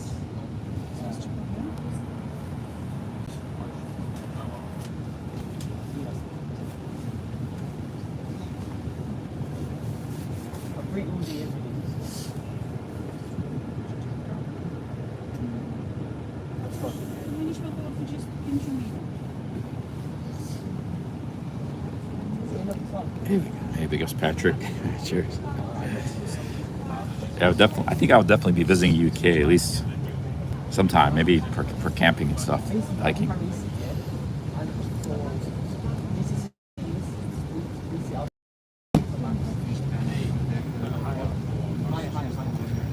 I like the UK. I like all the older cities and towns. This is the kind of stuff I like.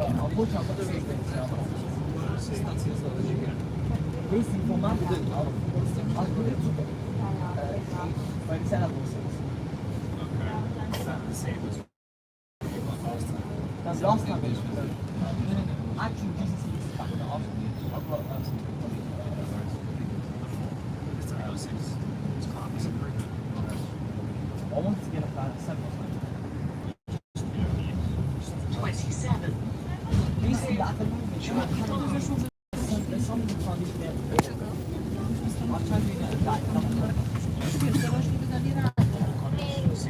I could go somewhere like Cornwall in summer when it's jam-packed and they need all the help they can get.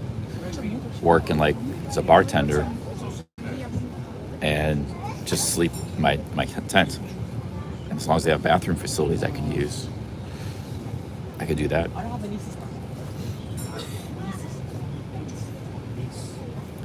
I think maybe I should get a bartender, learn how to be a bartender. You can go to school for that, actually. Then you can do that anywhere in the world, because especially in tourism season, they always need staff. Places like Australia, United States. You just say, hey, I'm just going to sleep in my tent. I just need to use your bathroom, take a shower. So you got no rent, and then you're making money, tips. You're making good. That could be a good gig.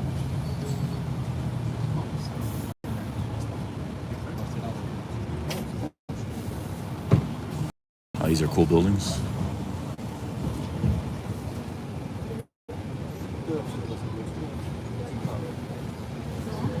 You could work under the table. I could probably even live stream it some too. I work under the table, get tips, cash, live stream, camp in a tent.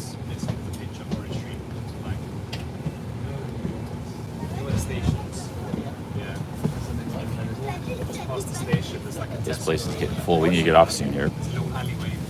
This is getting full here.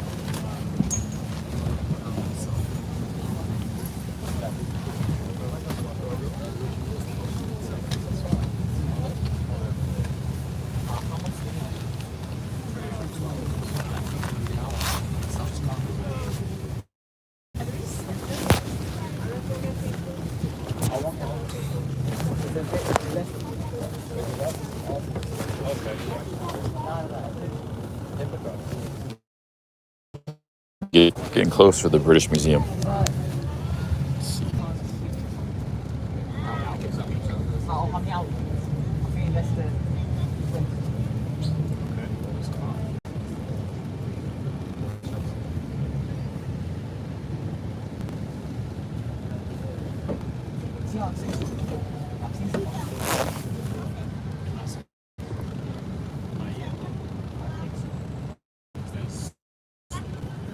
Yep, maybe Patrick. Cheers. Well, if I was a live streamer, you probably couldn't work under the table.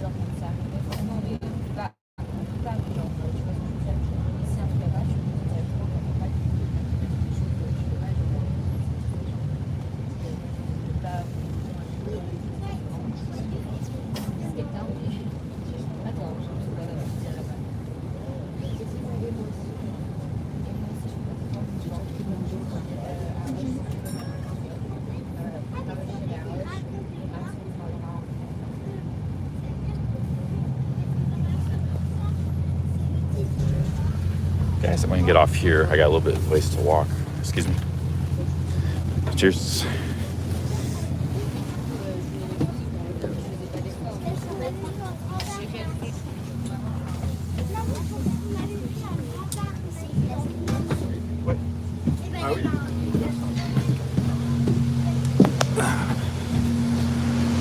And it takes a while to get off that bus if you're in the back and you gotta go all down the stairs.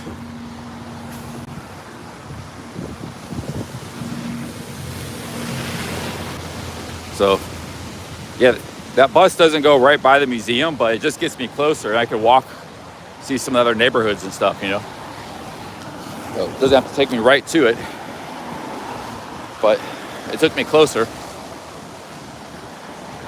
Now we'll just walk, explore, do a little exploring, see some more of the city, and then get to the museum.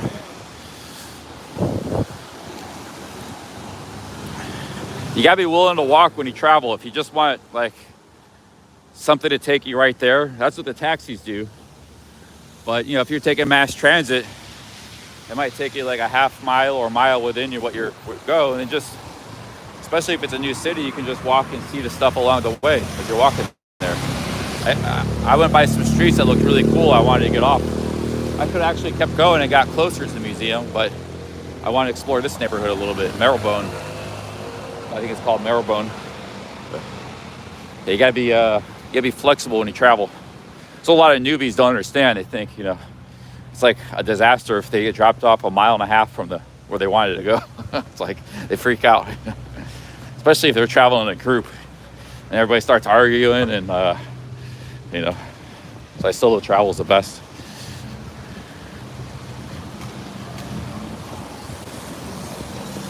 But we're here to see the city too, so you know it's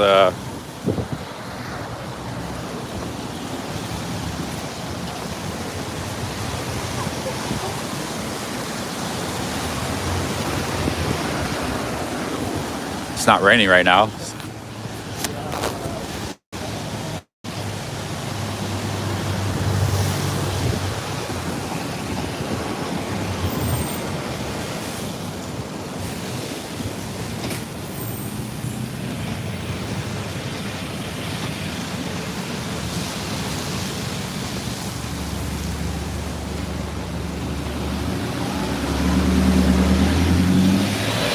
Hey, Trahead, 10 Aussies, thank you. Any reason? No, I would like to go to Oceania, yeah. Especially if I could work there. Thank you, big ups for the 10 Aussies. Yeah, like I think New Zealand's great for hiking and camping. It's very beautiful. It's the Te Aurora Trail. You guys know the Te Aurora Trail in New Zealand? So I'd like to go there sometime, and Australia could be good. You know, for some beaches, some maybe... Australia, I don't know, it's kind of, a lot of it's desert and it's vast. And then it's expensive in the cities. So I don't know about Australia. It's a tough one. Australia is actually really, I think Australia is more expensive than here, despite the currency difference. I go with the, maybe not London, but I mean the UK in general. Because like I said, hotels can be pretty cheap in the UK. I don't know if you'll get it.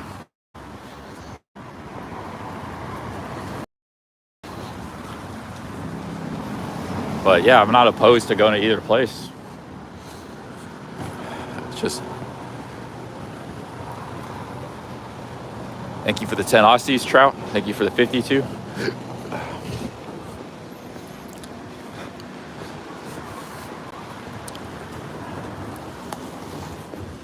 So we are headed towards the British Museum.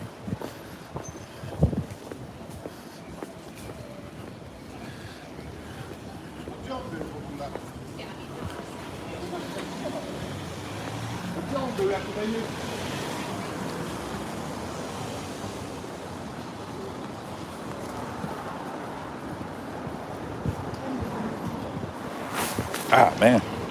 Almost tore my Frogg Toggs. See, they got caught on that.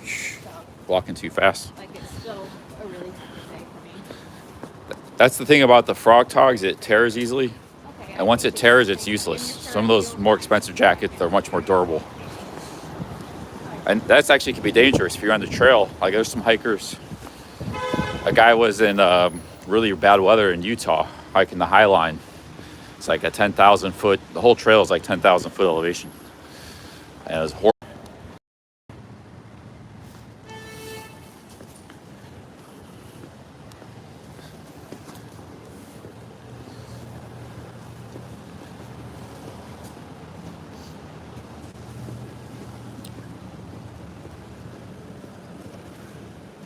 It's a cold one today. It gets kind of cold once it gets 50 degrees Fahrenheit. 55 is actually quite nice. It was actually 60 some days in Cornwall and stuff. Like high 50, 60. But 55 is not. But once it gets down to 50, you feel the chill a little bit. So if it was like 40 here in winter and it was like wet, yeah, that'd be pretty miserable. But yeah, I've experienced that kind of weather, quite a bit. You get that in Ohio. You get that in Japan. Right? I had to walk around a lot sometimes in the winter before. But yeah, I've been outside every day, so I've noticed these slight fluctuations of 5-10 degrees here and there makes a big difference.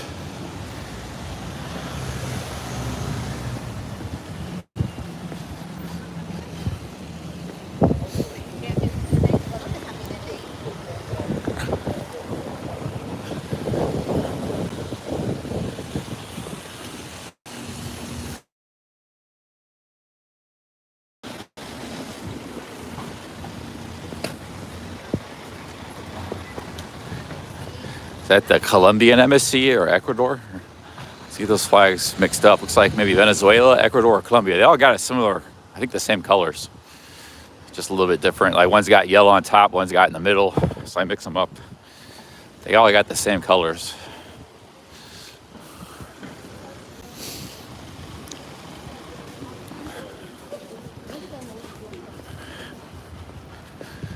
This is maybe Venezuela or something.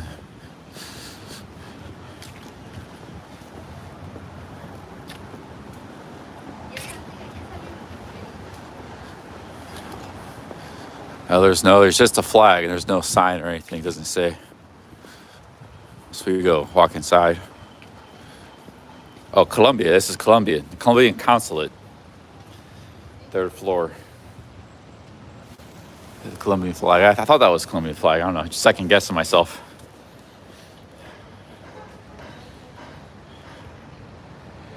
Let's see here.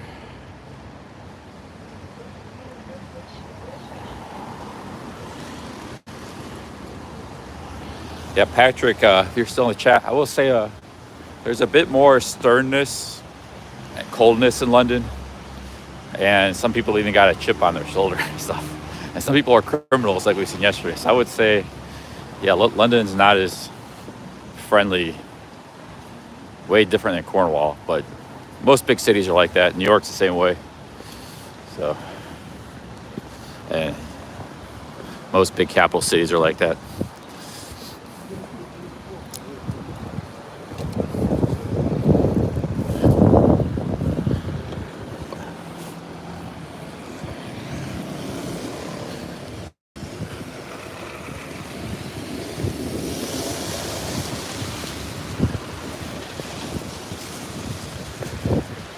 But I saw some of the true friendly English character. I some places I experienced firsthand in Cornwall. That was another great thing. Well, I went there first. It was good to go there instead of London. But London for me has been great just because the cityscapes and architecture, a very beautiful city, incredible scenery. Walking down the Thames, and so London's been really good for that. It's a mix, but Yeah, it's hard to. You go to New York, Tokyo, London. You're not gonna. It's hard to interact with people, meet people. I don't know. It's really hard to do. But and then there's some people that are just really not nice. Like they got a chip on their shoulder. They're mean, nasty. So there's a few people like that here and there too, in the big cities. The big cities aren't as sociable as the small towns in the world. That's definitely true.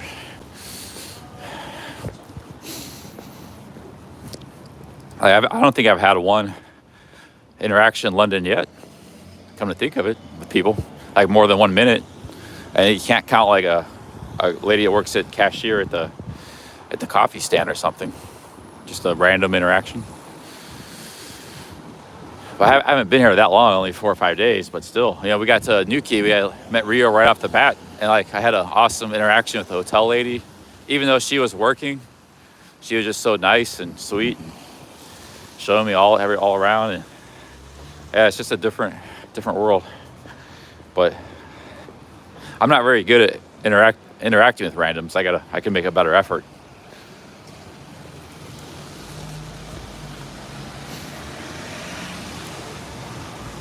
Yeah, Ewan's been great. Yeah.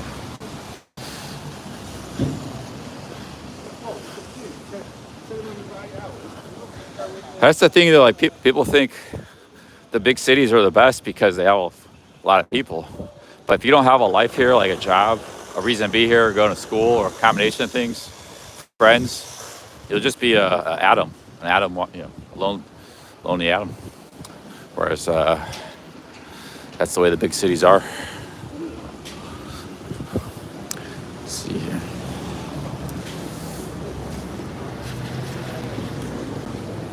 I think I'm gonna get a sandwich. I need some food. We're at Pret, a manager. Or is that corned beef horseradish? That was really good. There it is, beef and horseradish baguette.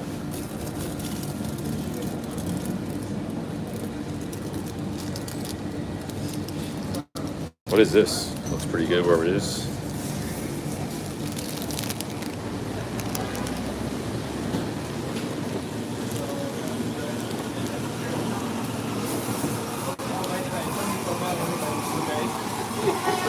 Hi, how's it going? Yeah, eat here. Oh, eat here. I have a filtered coffee. Filtered coffee. Just one, yeah. Oh, white. Oh, I'm sorry, black coffee.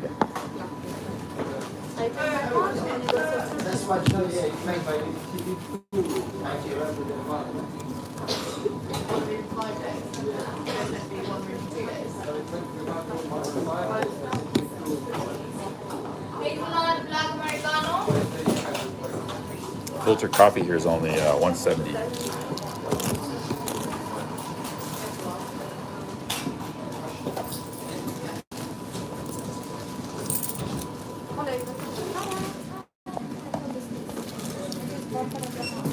I love the baguettes here. Oh, that's me. Yep. Black filtered.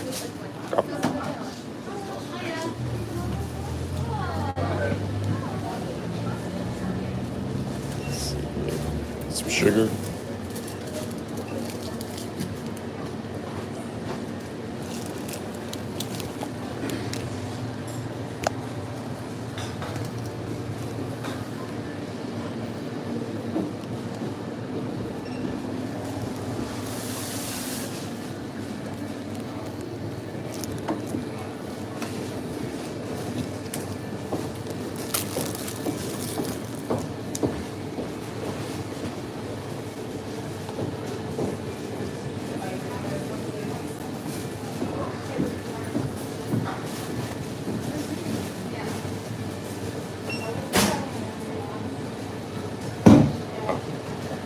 When I was in Cornwall too, there was a lot of people I met. Who weren't on camera. Not everything was on camera, but on live stream. But it was a great experience. The scenery, the beaches.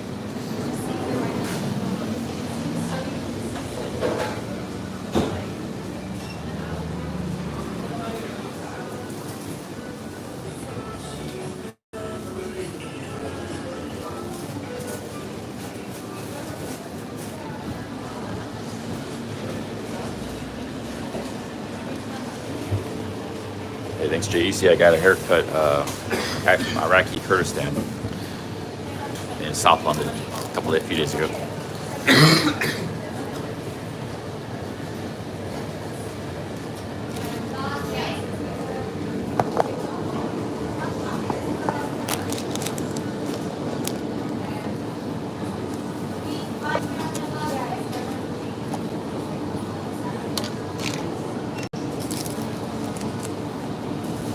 Hey, what's up with the Great Potenza?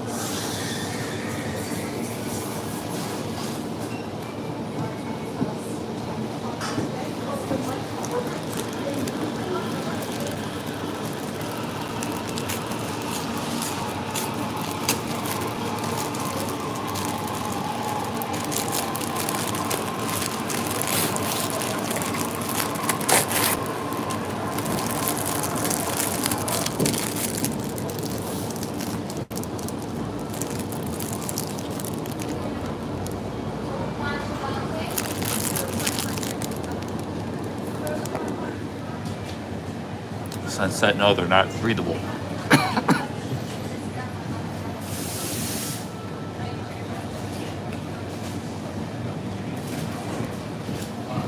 But you can either like unzip it, kind of. If it's really raining, then you gotta zip it up. You can get some airflow through like the bottom. It's kind of baggy, so some air comes up. It hasn't been a problem for me.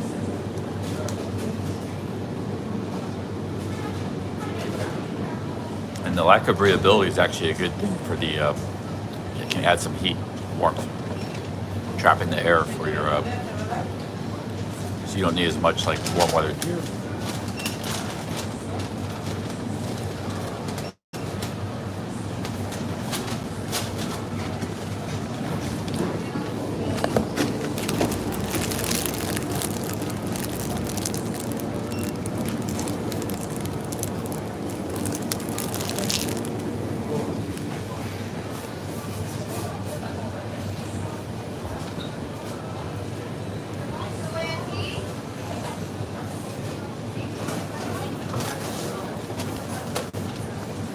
I'm eating all sorts of food. I had a traditional pie and mash shop yesterday for lunch. So, been all over the place. I eat a lot of food, but these sandwiches are good. I've never heard this chain. Right, the manager.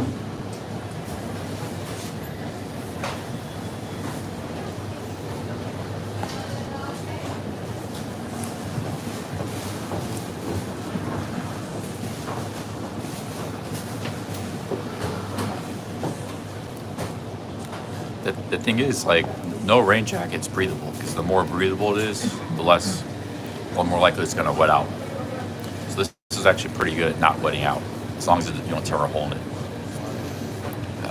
That's why people actually like these. Like I said, you are taking a risk if somehow you get a hole in bad weather and you're screwed. Or you can replace it or fix it, or get a new jacket.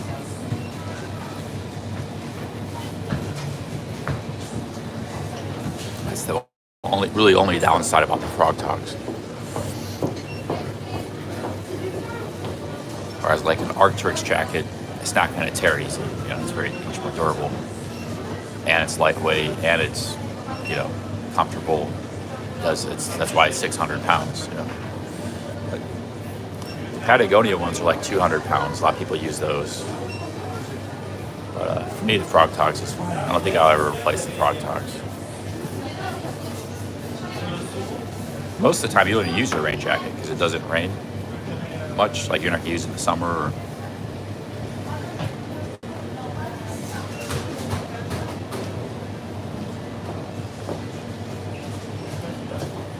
most of the time, a rain jacket's just sitting in your backpack. If it's cold, you might use it for warmth. That's what I'm using it for now.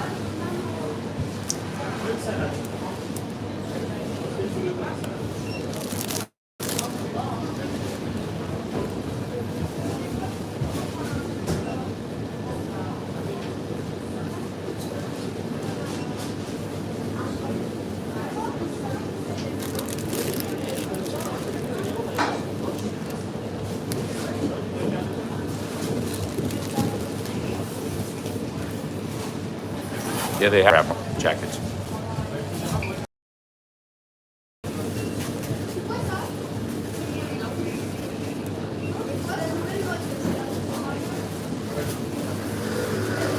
You want to see Eastern Kentucky? Why do you want to see Eastern Kentucky?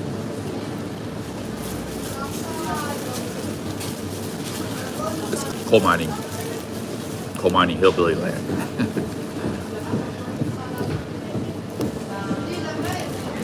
I say that in an affectionate way, by the way, though, not a derogatory way.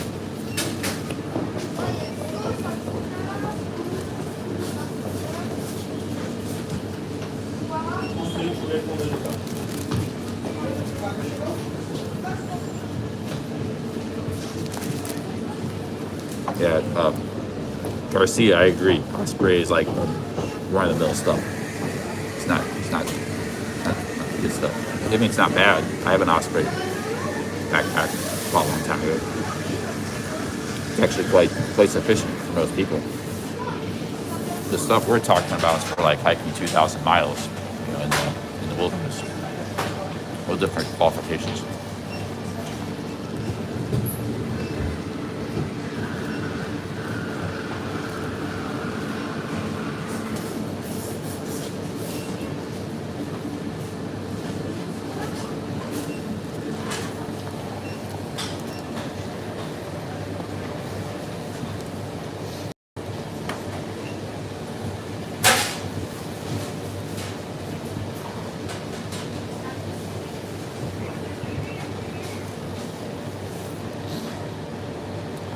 One thing you got to realize about this kind of travel is you don't have a big coat. Even if you're going to cold places, you don't travel with a big coat. It's more about layering. So you can take off or put on layers depending on the weather. You have a fleece layer, that's your midweight layer. You have your base layer, that's like a wool t-shirt. You have a puffy jacket, that's usually for cold weather. That'll keep you warm. It's goose down inside. It's lightweight. And then you put a rain jacket over that. That's your outer layer, your shell. So there's four main layers usually. And if it's hot out, you just in a t-shirt. If it's a little bit cold, maybe you just put you put your fleece on or your rain jacket on. So you can get cold. You might have all four on. Hey, Garcia, big ups, man. Thanks for the 10 pounds. Thank you, Garcia. Cheers. Thank you very much for that.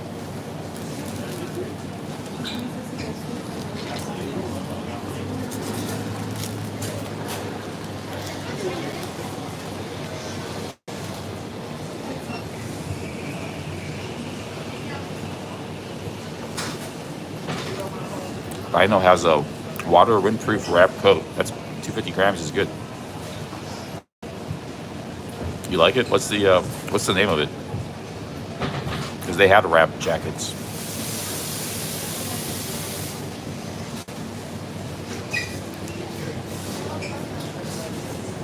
I think at Cotswolds they had it.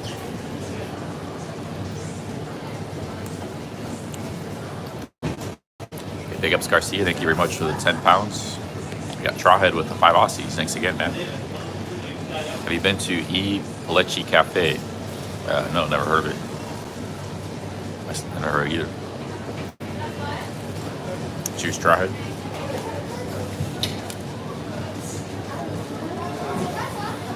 Cheers, Garcia. See you guys.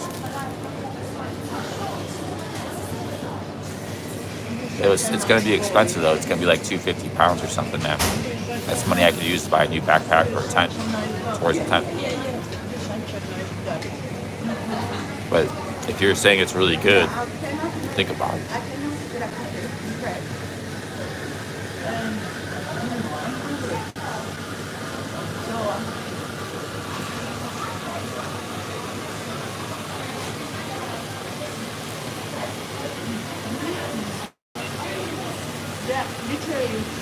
SOS Chris says the Natural History Museum is my favorite.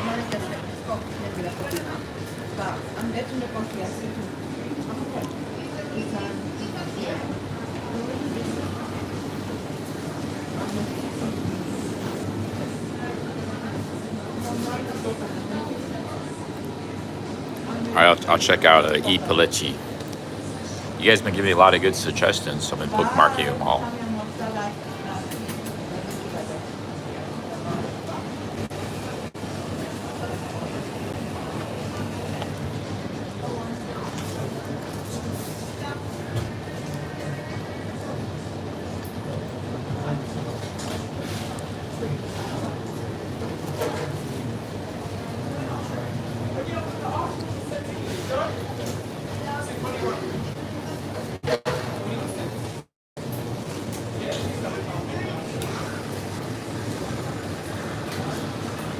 Dinesh, the Japanese did a study. You're not gonna like this, but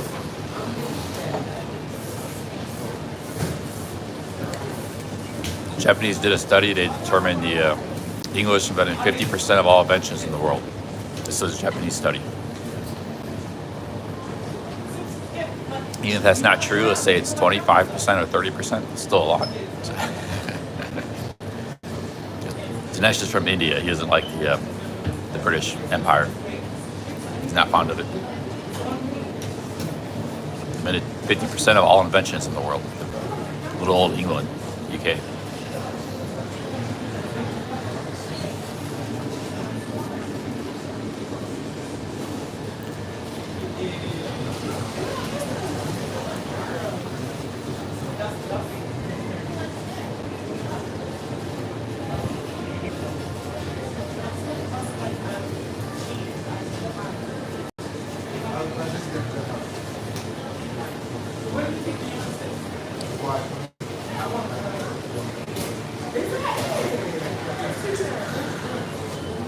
It's delicious. It's got like baguette, greens. It's got like a legit horseradish sauce. I love these sandwiches, man. That's why I come here. Coffee's pretty good too.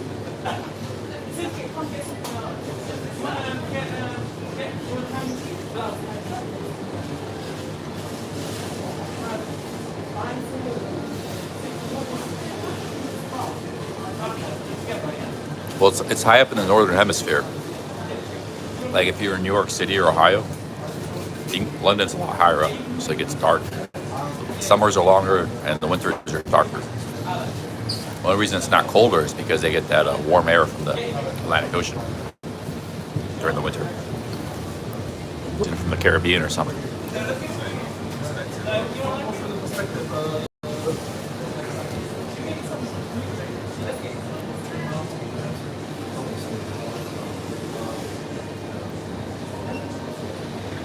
Yeah, see, in Ohio, it's light till like, at the peak of summer, it's like 9 p.m., which is pretty late, but here, 11 p.m.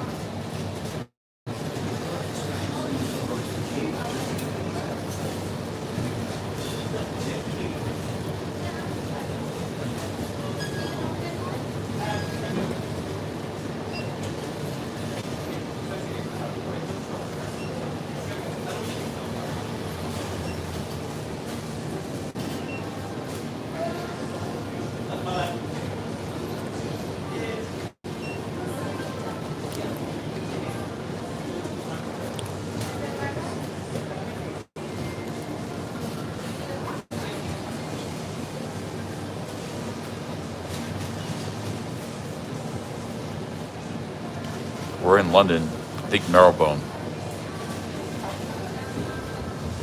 central London.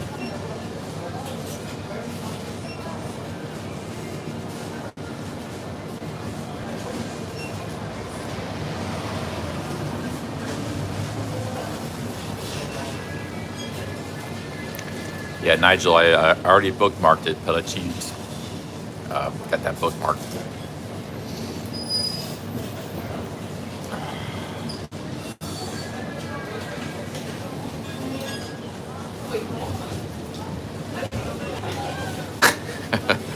I like to show the food, you know.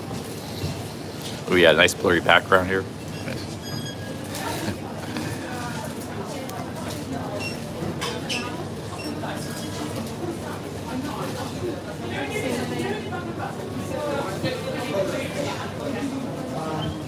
Tryhead wants to give me crypto? Damn, dude.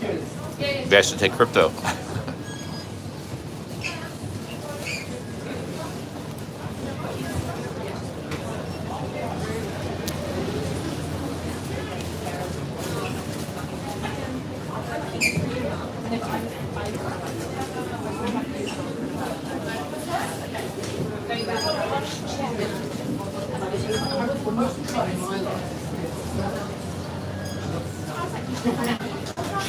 And maybe I will. I didn't know Tryhead was wanting to give me crypto. I didn't know anybody wanted to give me crypto.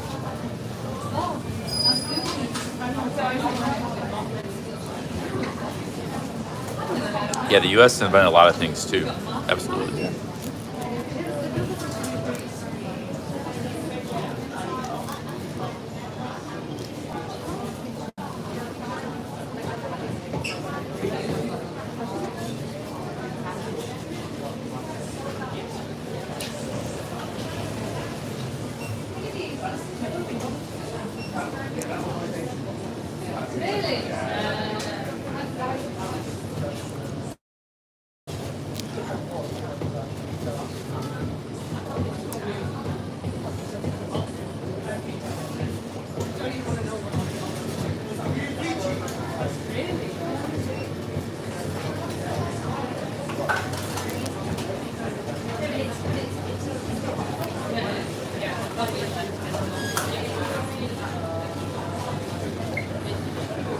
Maximus says, hello, Charlie, you going to be able to bury the boss. I don't think it's good for either of us right now because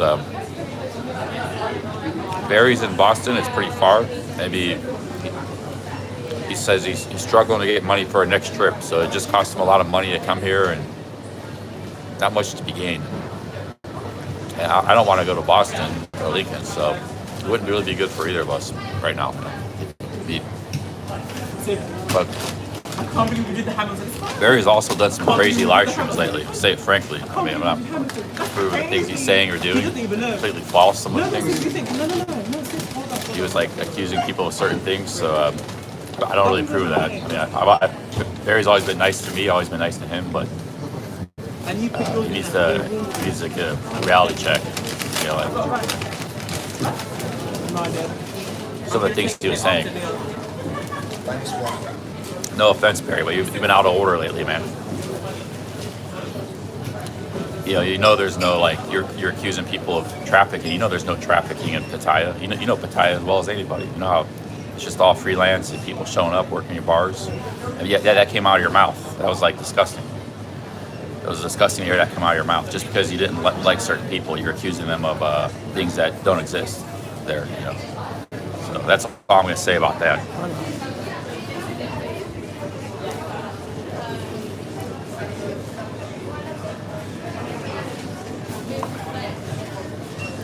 I don't know if he's watching, but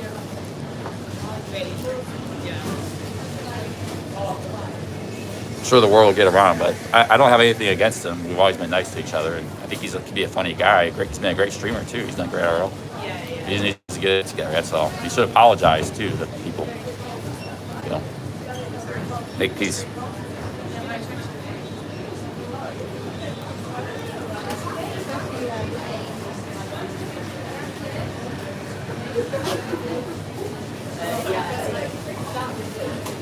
But yeah, maybe he just had a bad episode. You know, I don't hope. You know, maybe I should have told him that in private. But you know, some things he's airing out all kinds of crazy stuff or saying crazy stuff. So I'm saying out in public. You know?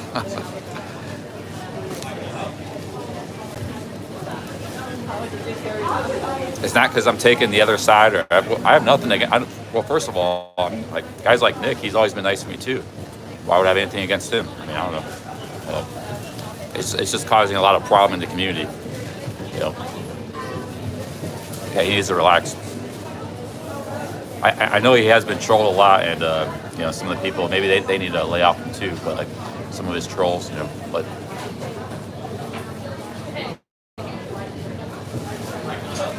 Two-way street, but I think he was out of line, that's all.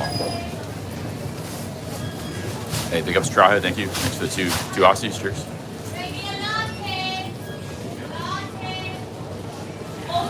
Thank you, Tryhead.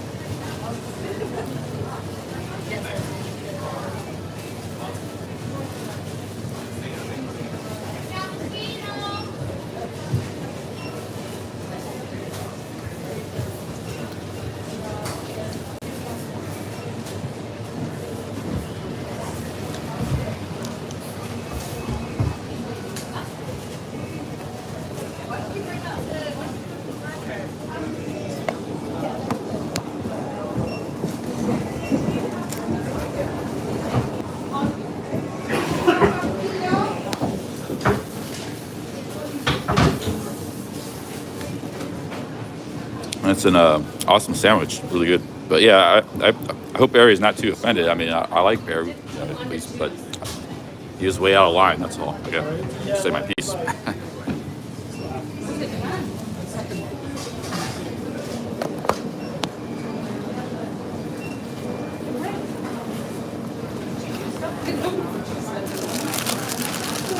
Actually, it's quite nice having them. It's quite nice doing a second sandwich. It's just working that.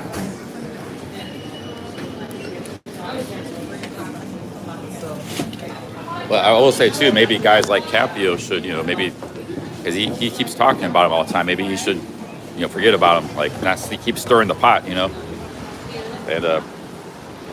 so move on and forget about the guy, forget about Barry. But it's one big community. I know it's hard to do, so I don't know what the answer is for those guys. But all right, let's keep going here.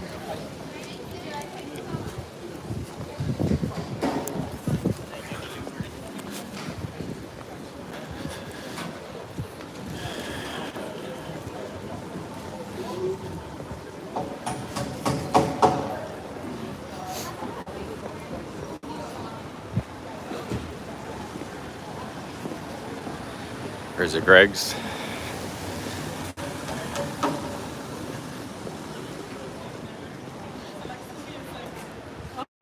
can't get over it.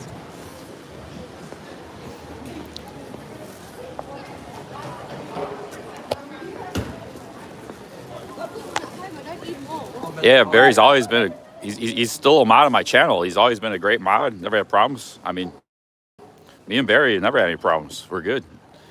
But we're also pretty tolerant of each other. Like I could say something if I think he's doing something wrong. He knows I'm my own man, so and if I do something wrong, he'd say something too.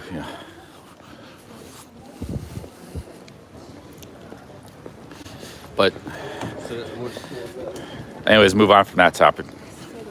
Maximus brought it, but yeah, I don't like holding grudges. I mean, I had nothing against Barry. That's his business, his feud. He's got a feud, but doesn't doing him any good to feud or fester, nor the other guys, whoever's feuding with it. Like, Capio should move on, drop it too. It's my opinion. But it's hard for anybody to drop anything when they're throwing all kinds of heavy artillery. They're both throwing. When you're throwing in a war and you're throwing heavy artillery, it's hard for either side to drop it. So, but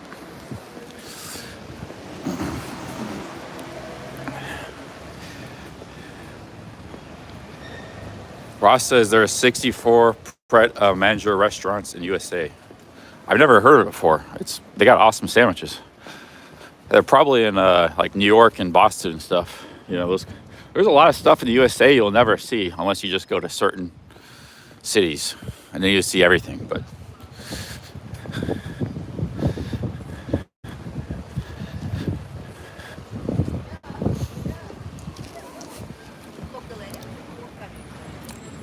yeah, they're very good sandwiches. I guess the salads look really good too. I got maybe try one of their salads. Wow, look at this building. I like this this checkerboard.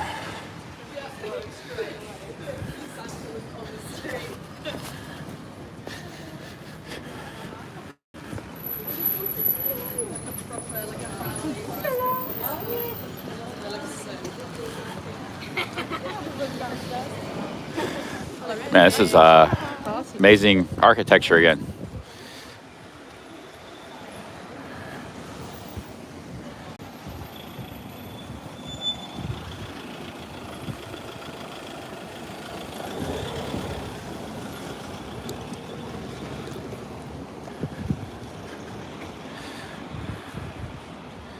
Jeez.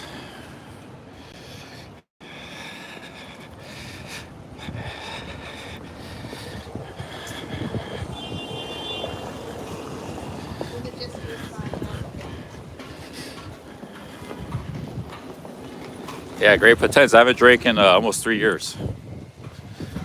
February 2021.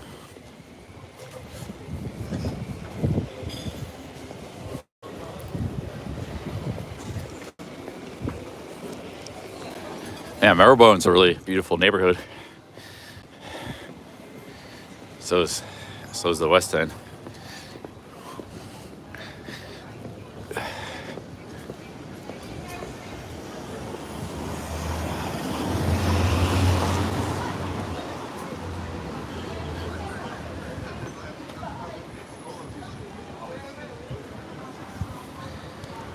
Hey, Rob Mack.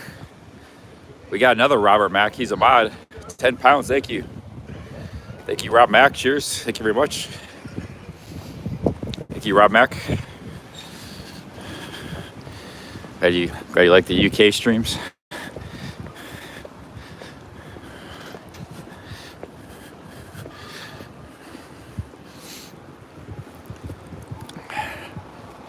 It's the second Robert Mack we have here.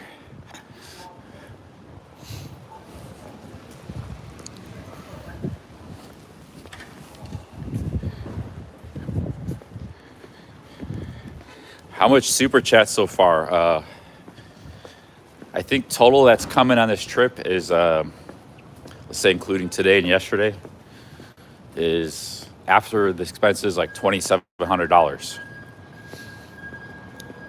But with the flight and everything I've spent, you know, I probably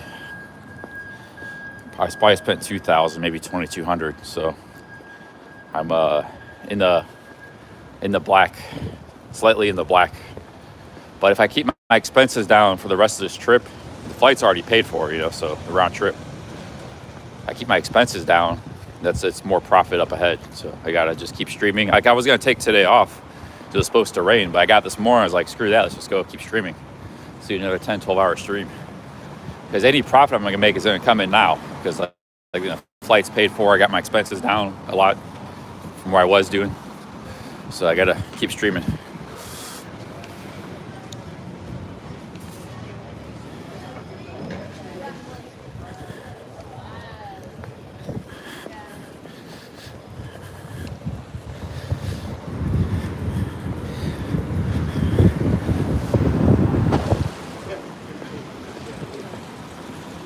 But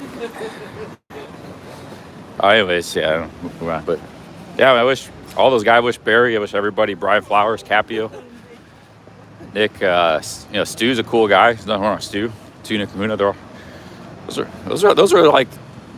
were the bad. There were some bad trolls in our community, but I don't think Capio likes a fight. You know, he likes a fight. So if you egg Capio on and he'll keep going. But those guys aren't the bad trolls anyways. There's some bad trolls, but I don't think they're, yeah, they've done some trolling, and maybe Old Man is. Old Man's pretty bad, because he does the calling. It buries me, right? But I think Old Man's kind of, he stopped doing a lot of that stuff, so. The rest of them are just kind of like guys in the community. They're not real, you know, so I don't know, but. Cappy was actually a mod on Barry's channel. You know, if Cappy was so bad, he never would have been a mod in the first place. You know, so those guys just need to get along, drop their stuff, say sorry, move on. A lot of them.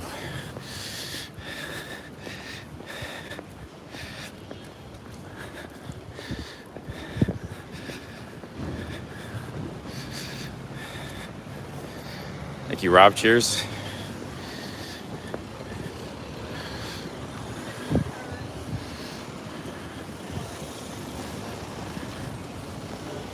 And some of the bad trolls, nobody knows who they are. You know, like there's the guy, that one guy that was harassing Ben, and I forgot his name. He's really mean, nasty troll. But those guys, they're hidden and nobody knows who they are. And they don't go on StreamYards. The real bad ones.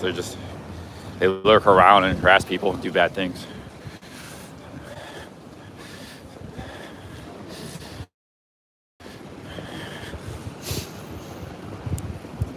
dude, he's not a bad guy. I mean, not at all. That's like, come on.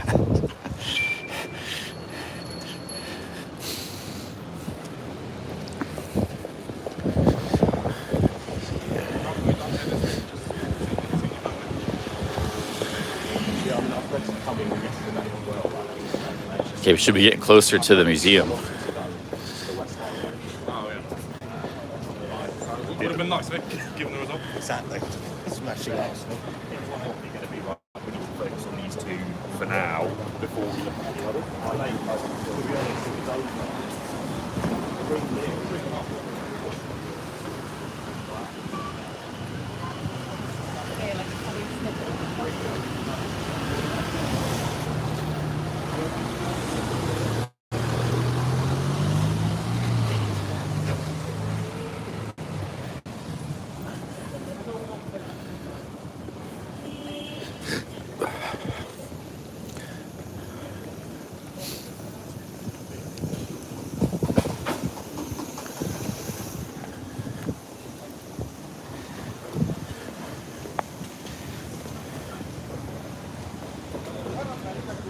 Yeah, let's move on from Barry. Maybe he just had a bad couple nights. You know, he needs.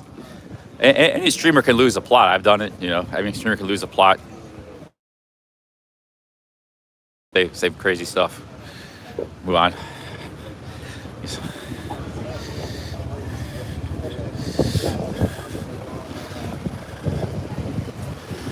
Pretty much every streamer has done it at some point or another, or multiple times. So, especially you add alcohol in the mix too.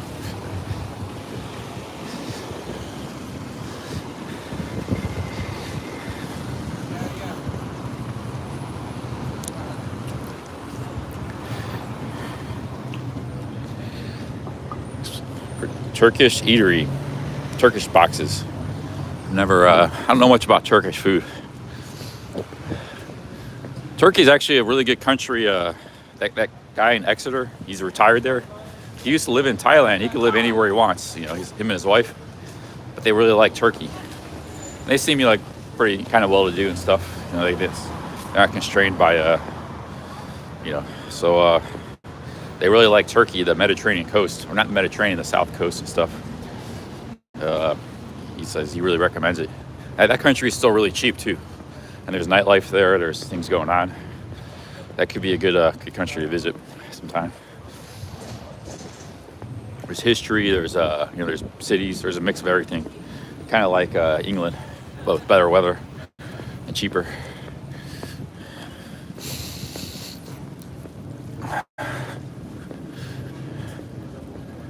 Probably better food too. Although here, I mean, the food's not bad. It's just expensive because like you got food from all over the world. And the English food, I really don't mind it. Like some of the comfort food, the pie and mash and all that stuff. Fish and chips, English breakfast. It's not bad. English food's all right. It's not spectacular, but it's not bad. That pie and mash was great. I love that. That was a great meal. That's very cheap, good.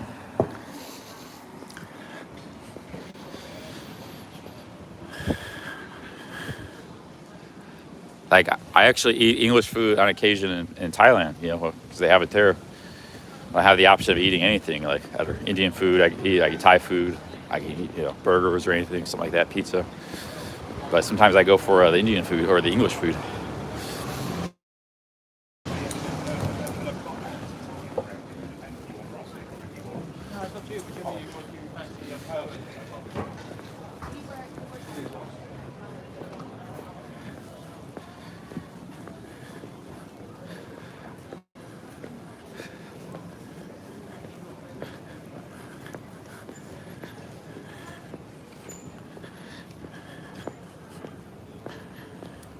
Yeah, me and Barry have no beef. Don't try to turn this into me and Barry beef. But yeah, he was just out of order. That's all. He needs to get back to his senses, and maybe apologies all around might be good for people.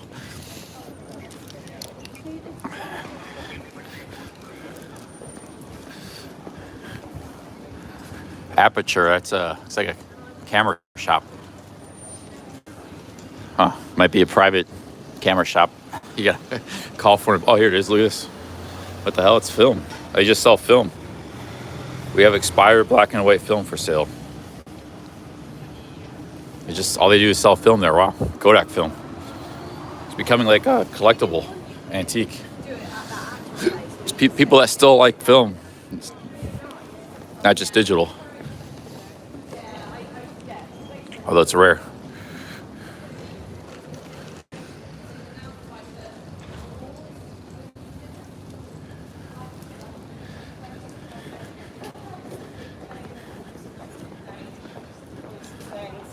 And she said I didn't move.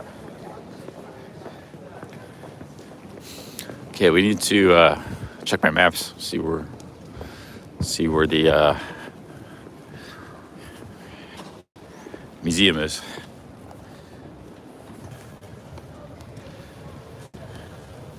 We are really close to the museum. Maybe it might be right there, a few blocks. Oh my God, yeah, of course. And where was your... What we could do is we know that we owe you about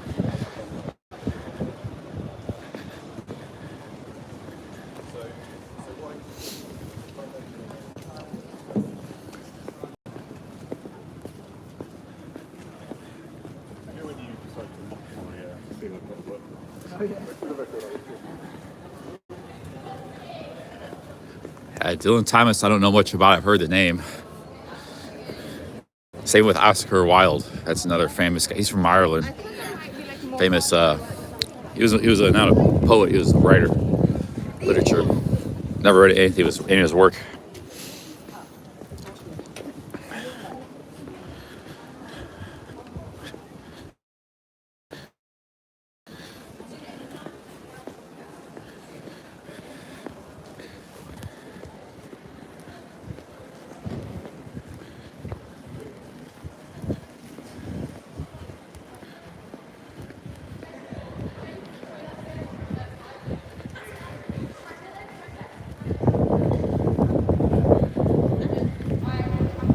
I think this might be the British Museum right here. We're getting close. It's just some office building.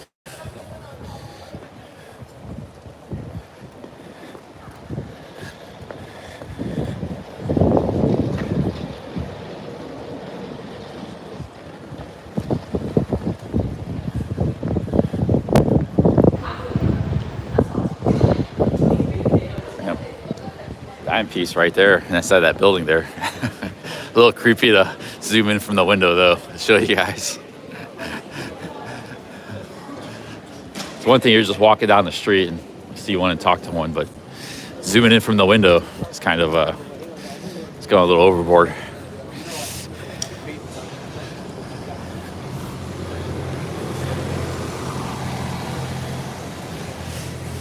All right, let's see here. Where are we at here? Where's the museum?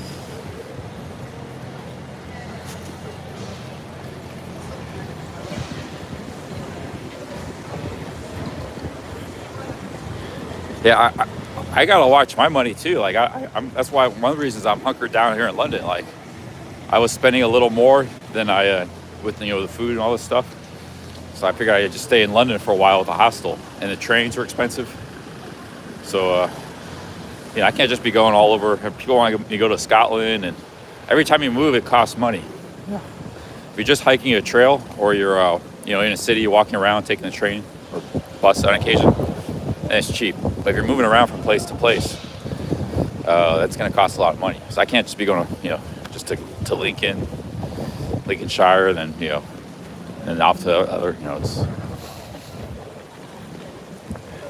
that's why the hiking is good, because if you're camping and you're saving money on transportation, hiking place to places, and then you're seeing all the off the beaten path places, the little villages and stuff. Hiking is really a great way to travel. The thing is just not every place has trails. Most places don't in the world. There's no really trails in Thailand. But Thailand, you don't really need to do those things to save money because it's already cheap. There's trains and buses, trains are very cheap. So, anyways, let's see where the British Museum at here.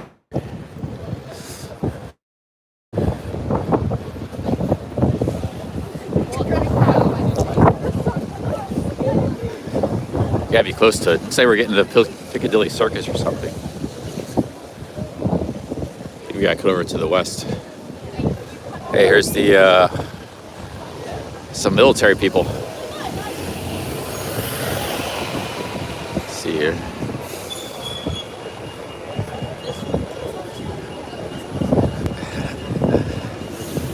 British military. I don't know what branch of service they were. Maybe Navy.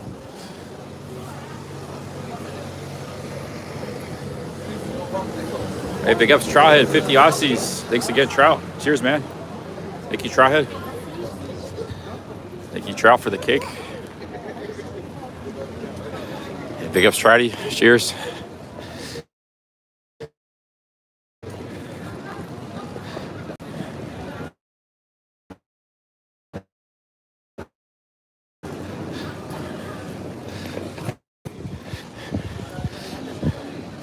This is the world's first YMCA. I didn't know it was from England.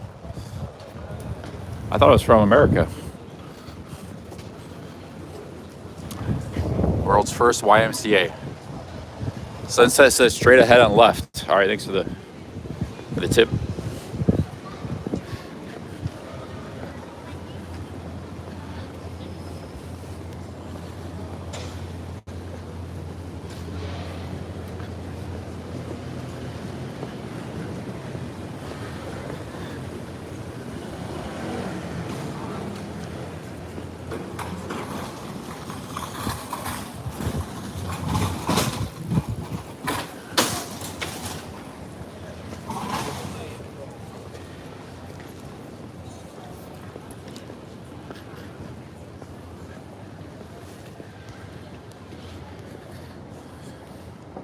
Thank you, Trout. Cheers. Thanks for the 50 Aussies.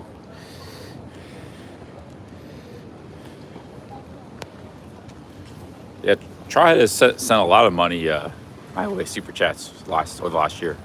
One day when I was in Bangkok, he sent like 400 Aussies or something in one day. He's been one of the really big benefactors of the channel. Montana native, Justice guy. These are all new people too. They weren't around prior to a year ago. Before, Justice guy might have been around, but that Thailand trip was like Trowhead, Justice guy, Montana native. Quite a few new people came around. It's like sending heavy cakes, super chats.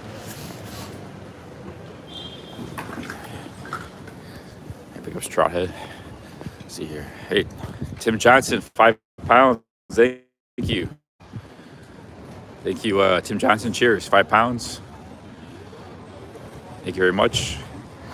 Big Balls is wanting to know, hi host, what's the channel about? It's just a travel. We live stream, walk around places, check stuff out, and we chat, ramble and chat for hours and hours. So consider something like a radio program, a strange radio show with a little bit of travel and scenery mixed in. And sometimes we get some human interaction too. We meet some cool people. And then on occasion, we also have a community that goes way back for years. People know each other, and so, yeah, welcome to the channel. Hey, big ups to Tim. Yeah, thanks for the 5 pounds. National Express and Mega Bus coaches.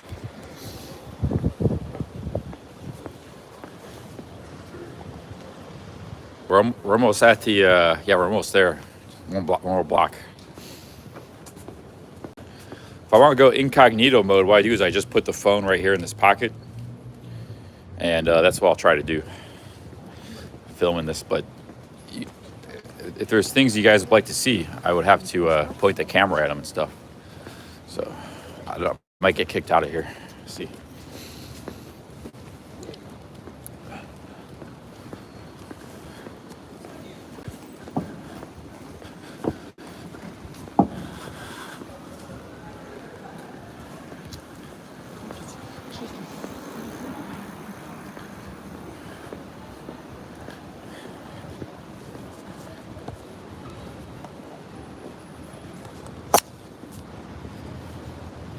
I'm gonna go in incognito mode now.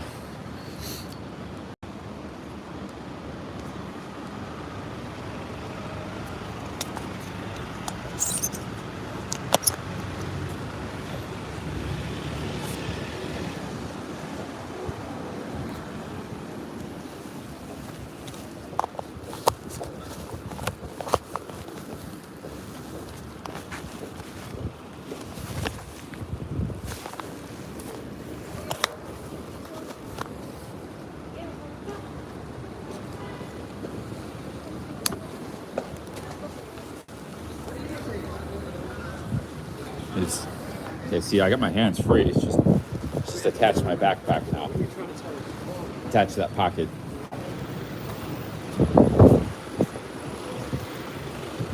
That's nice too. You need free hands. You know, you're doing something. Another thing I like about this backpack, I might not replace this backpack. There's a lot of things I like about it. It's just the only thing is like it's still a small size. Just a little bit too small. Yeah, where's this museum at? I thought it was supposed to be to the left. Maybe it's up here or something.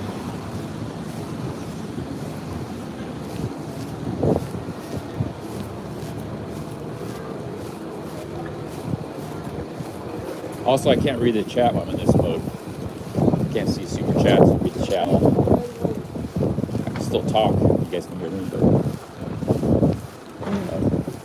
people may think I'm talking to myself.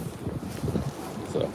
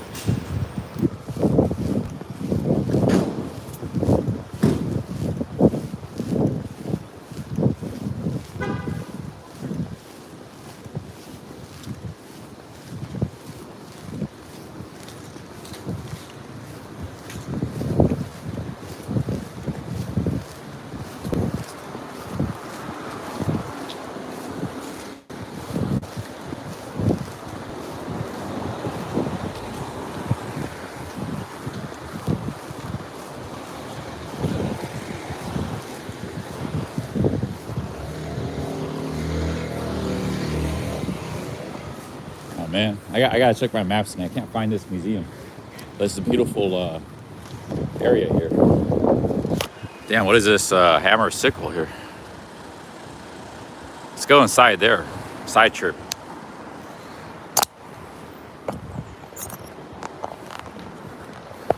What is this all about?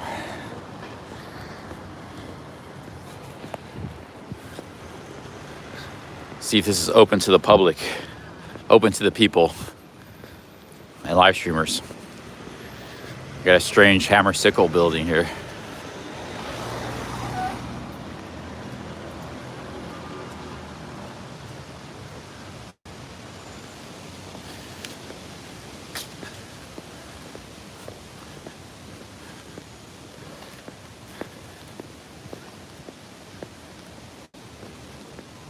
There's a college for women. Rare books and manuscripts. There's a good trade in rare books and manuscripts. It's been around since 1853.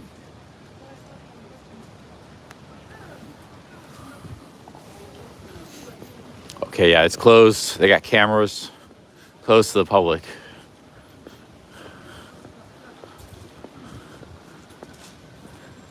Oh, it's the Republic of Angola. Oh, they still have a hammer sickle? What the hell? That's a consulate of Angola.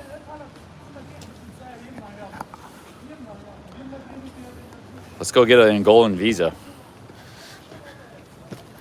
Oh, that's not really a country I want to go to, but it's in Portuguese. Yeah, Angola is actually really expensive because they got the oil industry. This guy's headed to Angola too. Yeah, they got the oil industry and the rest of it's like, so it's like price, everything's priced for like millionaires. And the rest of the city's like slums and stuff. So there's nothing in between.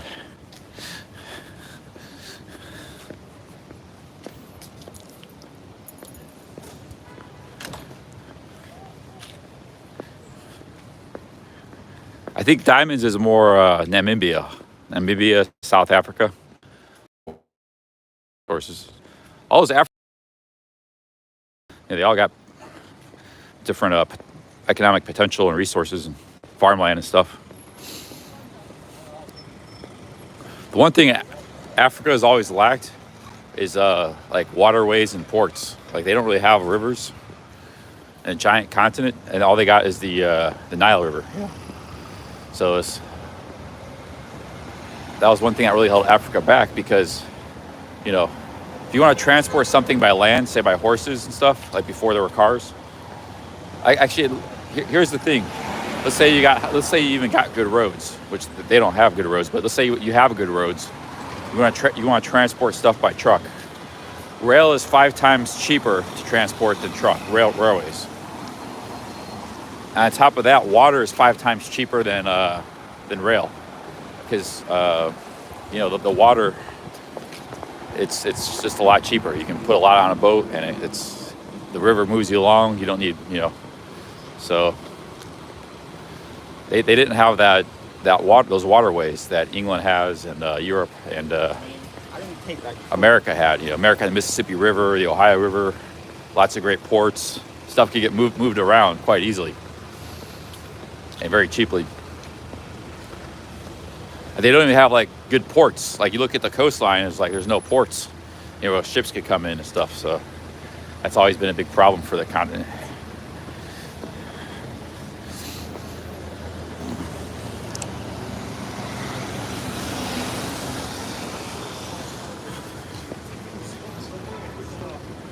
One of them was.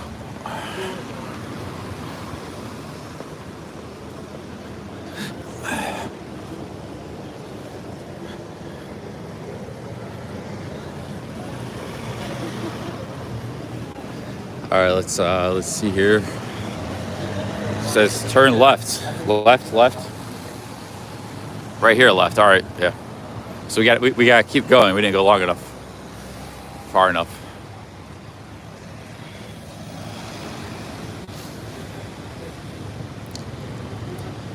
Also, South America also has the same problem. The exception was the Parana River, which is between Argentina and Uruguay. Also, Lima has a pretty good port, I think. And yeah, that's really about it. They don't really have, South America doesn't have much either, nor did Mexico. So these sort of like geographical regions with a lot of rivers and ports, that's kind of a feature of more of the like northern hemisphere. I don't know, because of the glaciers and the climate and the water. Like China has it to some degree. North America has it. Europe has it. But a lot of the rest of the world doesn't. And on top of that, they had coal. Coal was the wonder material of the Industrial Revolution. So those two things combined, cheap water transport and coal, yeah, it's a huge advantage. But nowadays, coal is not important. You know, so nowadays, these sort of countries, like water transport isn't as important either as coal. Nowadays, you know, the economies are much different, so those restraints aren't as big. Nowadays, we got cell phones and airports, and things can move around. And I mean, it's still nice to have those things, but you know, oil is very important instead of coal. Coal. Here it is. So, yeah, a lot has changed since then.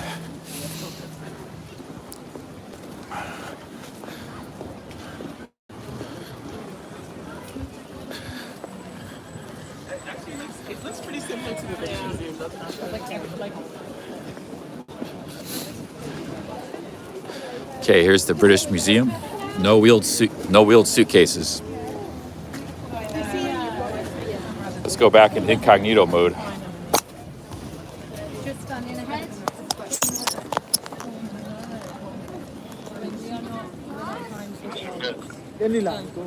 Time ticket holders.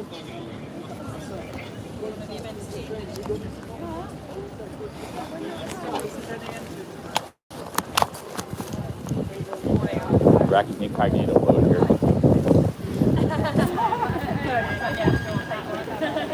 There's the British Museum, guys. That's one of the great museums in the world.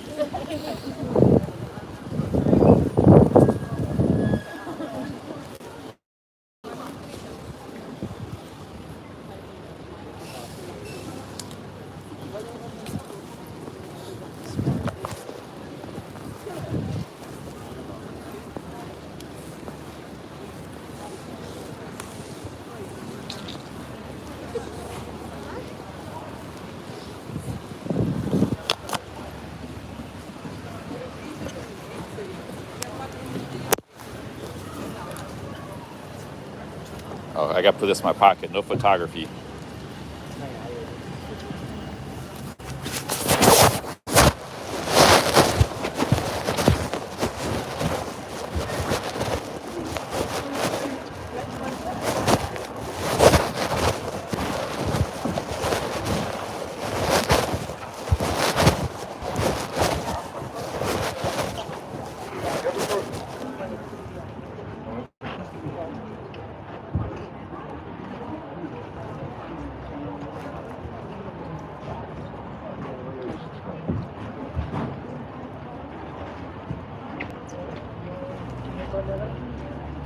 Look, anything up. No camera, anything up. I need a museum.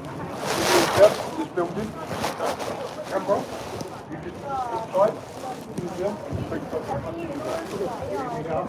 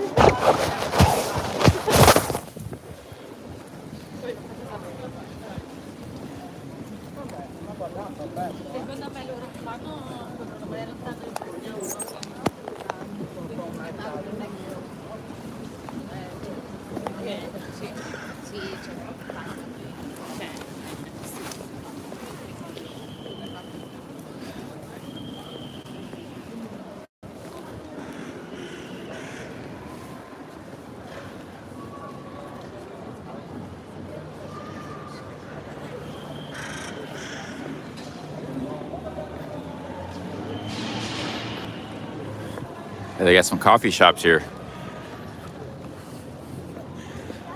They got a Burma exhibit. I wouldn't. Actually, it's free. The museum is free, but the Burma exhibit it's not here all the time, so it's 15 pounds. Normally, it's free. I gotta go back in the thing here. I wouldn't mind checking out the Burma exhibit today.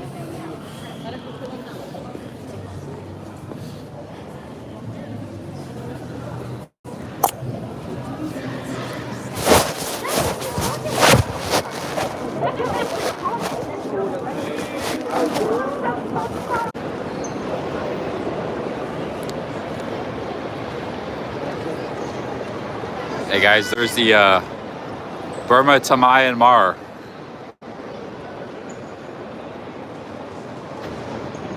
It's only going for, well, it's going for 3 months. It just started today.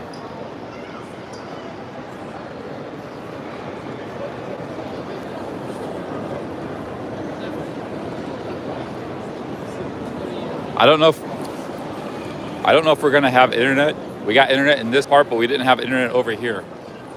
So if the internet cuts out, I'm just gonna go check stuff out and close the stream. So bear with me here. Take my hat off. Yeah, if you guys see the stream close after.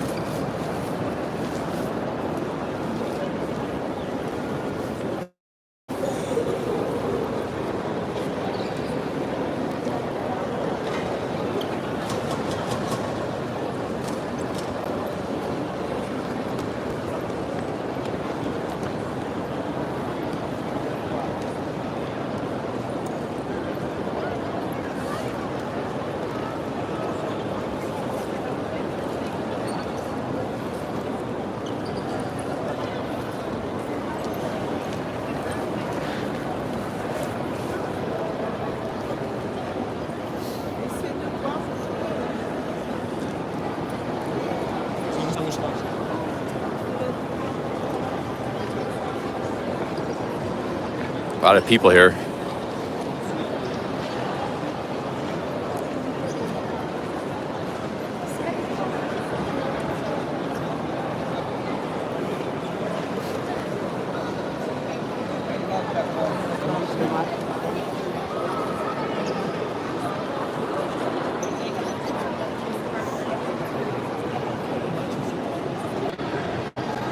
There's a section of Africa, Americas, ancient Egypt, ancient Greece and Rome, Asia, Europe, Middle East. I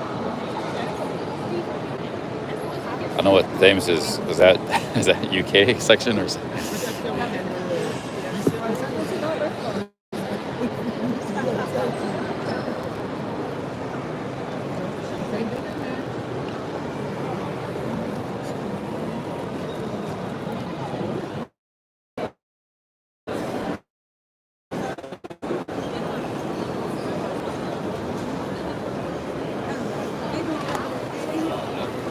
Guys, I think I'm just gonna close this stream. I'll be back later. I might be here for a few hours. Probably see you later tonight, in the evening. Big ups Trout and everybody for the super chats. See you guys tomorrow. Cheers. Or later. See you guys later. It's probably tonight. After I leave here, I'll go back live. Wi-Fi pass. I kind of don't want to stream though. I just want to check stuff out myself. You know, like look around and enjoy it.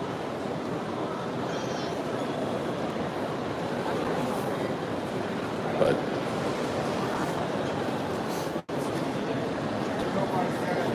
or later.